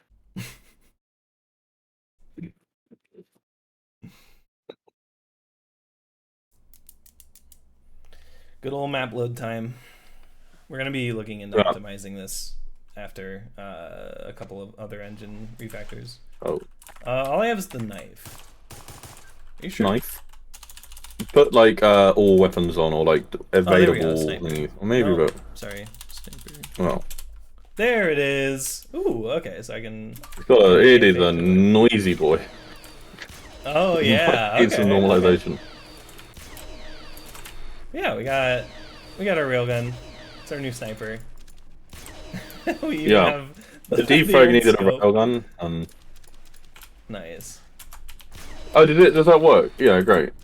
Yeah, but you start to see the gun on the second scope because of the FOV. Oh, that's fine. That works all right. Yeah. I'm gonna railgun boost real quick. Oh yeah. But yeah, oh, wait, railgun no, I don't have. Hold on, I need the SV cheats and then what is it? Trace ray. That's right. Force V Physics 1, the new. Can we get that in the next update? Yeah. Can we just? Yep. Can I'll ask Rio. You can literally just make a PR to make it default to 1. And oh yeah, okay, yeah, I'll do that. I guess. Or... let me do that, then I'll plug the drive. Yeah, oh wait, I did unplug the drive because I was going to stream I hinted at this in the previous stream. We have work done by Rio to start to implement the tracing side of VPhysics in order to get more accurate traces against displacements. So I just turned it on. So all Ahoppers are probably being like, wow, don't hit these displacements. They'll cause so many problems for you. But no, they're smooth. They're pretty smooth. Once I land again, I can show it off more. Yeah, no, they're really smooth. And that wasn't being stubbed. I just did an Ahop there. It is extremely playable. It is an extremely nice feature to have that our movement now is on, like you could effectively surf on displacements with this change. Yeah. It's insane. And it feels really good, almost like it's just a solid brush. But yeah, yeah, we'll have to see what comes out of that. Ahoppers everywhere are gonna love that for coast. Yeah, so the coast and canals. Yeah, I mean, most maps don't use displacements all that much, but like, it's still nice. Also, I think this, like, for Ahop, actually the most fun Ahop maps are ones with crazy displacements. So I'd actually like to see people make maps using displacements everywhere. I think it's a completely valid way to map, and there's nothing wrong with it. So I'd love to see more. This map just turns into like a float fest, but oh, what the fuck was that? What the fucking goo? Okay, I did not know it did that. That's good to know. Don't ASH on the goo. What happened? you get fucking blocked by God. That was funny. Goo is very funny because you don't jump too high in it. It's a surface property from Half-Life 2, but. Right. Yeah, so we got our railgun, which is our new sniper rifle model. Yeah, it's needed for defrag, but also it works fine for, sorry, I completely corrupted. Yep. But yeah, no, it's all good. Yeah, slime surface prop is bizarre. Shout out to It's bizarre. Yeah, it's weird in Half-Life 2 as well. It's the barnacle bowling section. You can just ABH past the barnacle tongues because they're on a think function. And they think every like other tick or something, and it's like you go so fast in one tick that you're out of the tongue entirely. But yeah, so the game feels amazing, and I can't wait to see what the Half-Life 2 runners think. They think so fast that you're out of the tongue entirely. Yeah. I want to clip that, take it out of context, make it a Discord soundboard. Yeah. Oh man. But yeah, the this is our new railgun. Looks amazing. Done by False. The sound is one of Josamlo's new sounds that were... No, it's Mangoes. Is it Mangoes? Gotcha. Yeah, sorry about that. But Joe's doing a bunch of stuff. Yeah, we're going to have a ton more sounds and stuff coming down the pipeline to a better sprint sound. Because right now it's a robot out of breath right now. But, what do you think? We'll figure out what we want to do for it. Yeah, very nice. Very loud. But yeah. All right. I think that's it for me. Anyway. thank you all so very much for watching. Tom's about to start streaming, so we're not reading. Just stick around if you want to hang out with Tom some more, see some more web dev. But that's it for the Q&A stream. I'm gonna stop stream so we can, highlight it and everything. But yeah, thank you all for watching. See you in like 5 seconds after we end the stream here. But so see you all next month for the next Q&A. Hang out in our Discord. I'll plug it before we leave, or before I leave, I guess. Take care. See you all later. Okay, tell me when you stop.